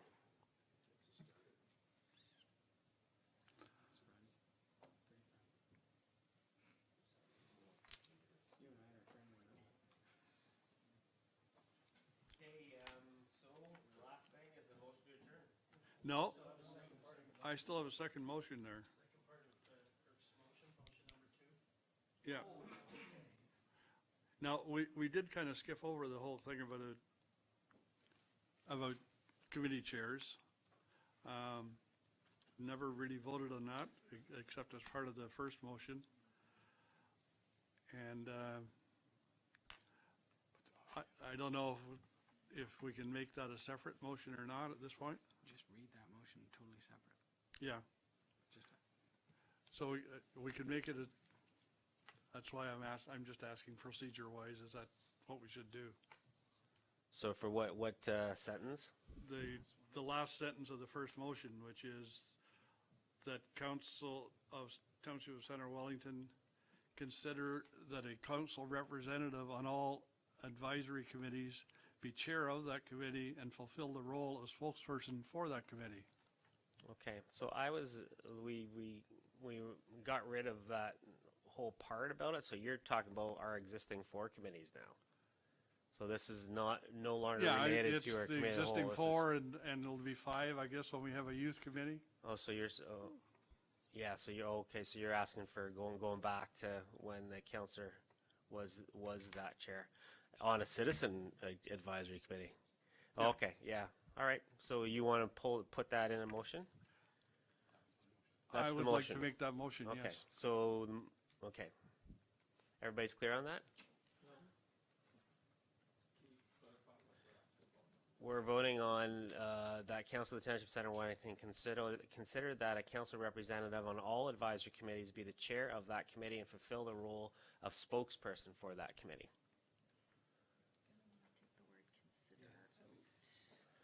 Okay, let's take consider out because that's kind of squiffy. Okay. And further, the Council of the Township Center Wellington introduce or what's the word? Adopt, okay, the council of the Township Center Wellington adopt the policy that the council representative on all advisory committees be the chair of that committee and fulfill the role of the spokesperson for that committee. Moved by Councillor McWane, seconded. Councillor Kitchus. All in favor? Against, opposed? So that's defeated. And next, notice some, anything else? Okay. The other motion was, whereas oversight is central to what any council is expected to do, and whereas taxpayers have an expectation that their council representative has knowledge of developments in their ward, and whereas the Development Review Committee is the only forum within the township process where all new development is discussed and decisions related to the development are reviewed, now therefore be it resolved that agendas for all development review committees be circulated to council, and that councillors be allowed to attend development review committee meetings that they, the councillor, feels would be a benefit to their understanding of developments in their ward. Okay, seconder for that motion? Councillor Van Leeuwen, discussion on that one? Councillor Foster? Thank you, Mayor. Can we just get some background? In the past, we did attend development review on an as-needed or as-interested basis. When did it change that we were not to attend development review? Just a little, can we flesh that out a little? This is the difficult thing about going notice of motion route instead of a staff report. We're not supposed to be asking staff for these questions because it's council's discussion. So, I can answer it if you like.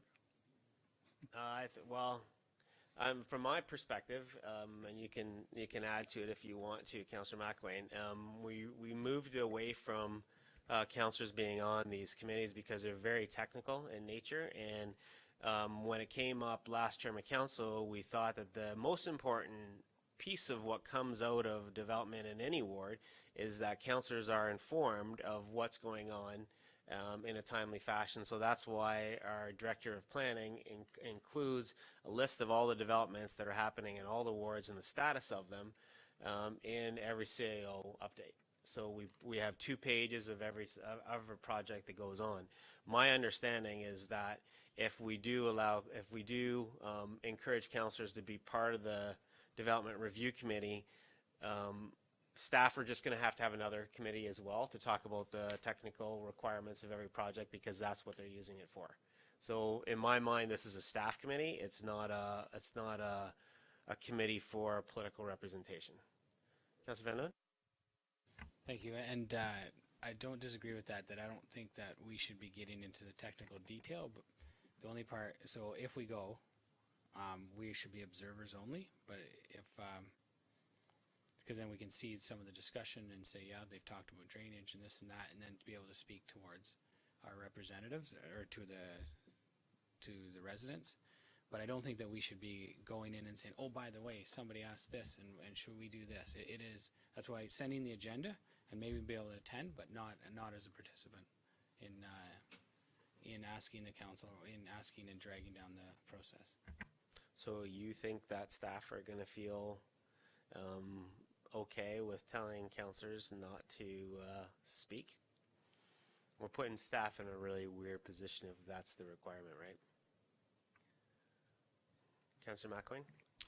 That worked for the first 8 years I was on council. I mean, there was no separate development review committee for technical only, and councillors were allowed to attend. And I bet in that first 8 years, I didn't attend more than 1 a year, maybe 2 max, kind of thing, because I only went to the ones that I found were addressing something in my ward that I needed to have some information about.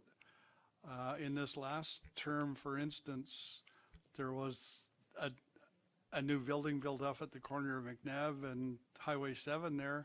I had no idea it was going to happen until it was half built, and residents started calling me, and I couldn't answer any questions for them because I wasn't aware it was even happening. If I had been even had the agendas, but it would have helped. But having the agenda allows me to come in and sit in. I never try to direct development review committee. I mean, they're technical. I'm not, but it gives me the background that I need. Then if I want to go and ask Brett some questions, I can ask him more detailed questions offline. So if councillors are allowed to go, that means that automatically those committees become public, and that means that we have to invite citizens. So that's the requirements under the legislation if we do allow councillors to be there. We have to change the format of those meetings. Councillor Foster? Was that always the case in the past? So it should have been. It should have been. But it wasn't? And that's probably why we made the change.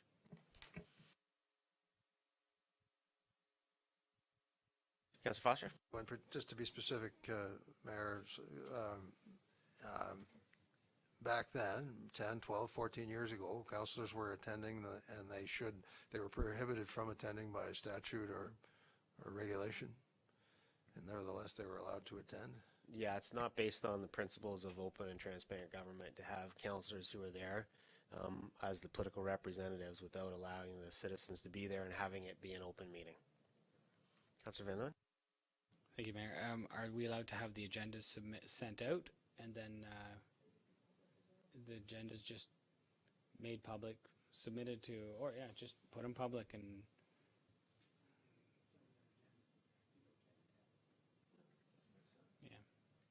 other than councillors, and I think that way if they'd see it, but then you can't do that. Okay.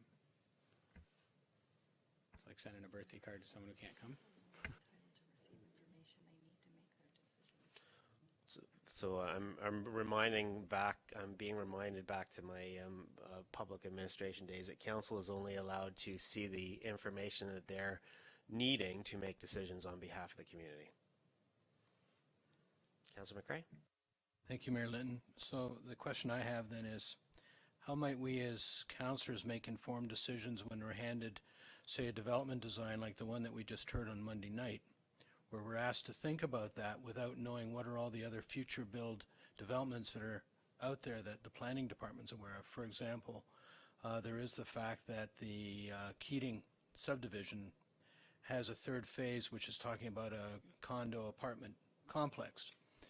If we didn't know that, and we're just trying to assess that one condo apartment complex without knowing there's another one just across the corner, we might come up with a different decision. Similarly, I happen to know about this, this Northwest Fergus plan, where the Sabera development is talking about a commercial area at the corner of Colburn and Beatty Line, which is within walking distance of this proposed development, because we heard constituents complaining that there's no commercial area within walking distance of this proposed development.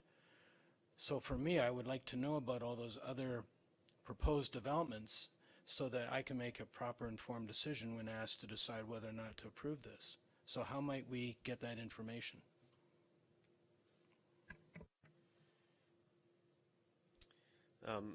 The sheet and a half or 2 sheets that you sent through that have all the projects listed on everything that's in the pipeline, would that not provide, and all those under construction projects are all on the website, and the link is provided in that 2 pages that you send out to council every month. Is there anything, I'm trying to think if there's anything besides what's there that would help council on this one, because I feel like if it's started to be in the pipeline, it's on that tracking sheet. Is that accurate? Just head nod or?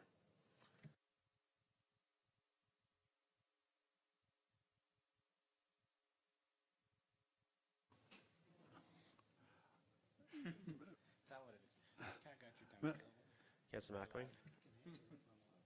No, you're not.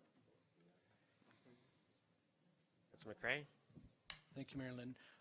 I went on the Center Wellington current applications website, and for example, the Northwest Secondary Plan, if you go on the Cerberra development, you can't see anything because it's before LPAT tribunal, so you can't see any of the documents. Fortunately, I was keeping track of all that stuff and saved all the documents from when I did the Hunter report studies.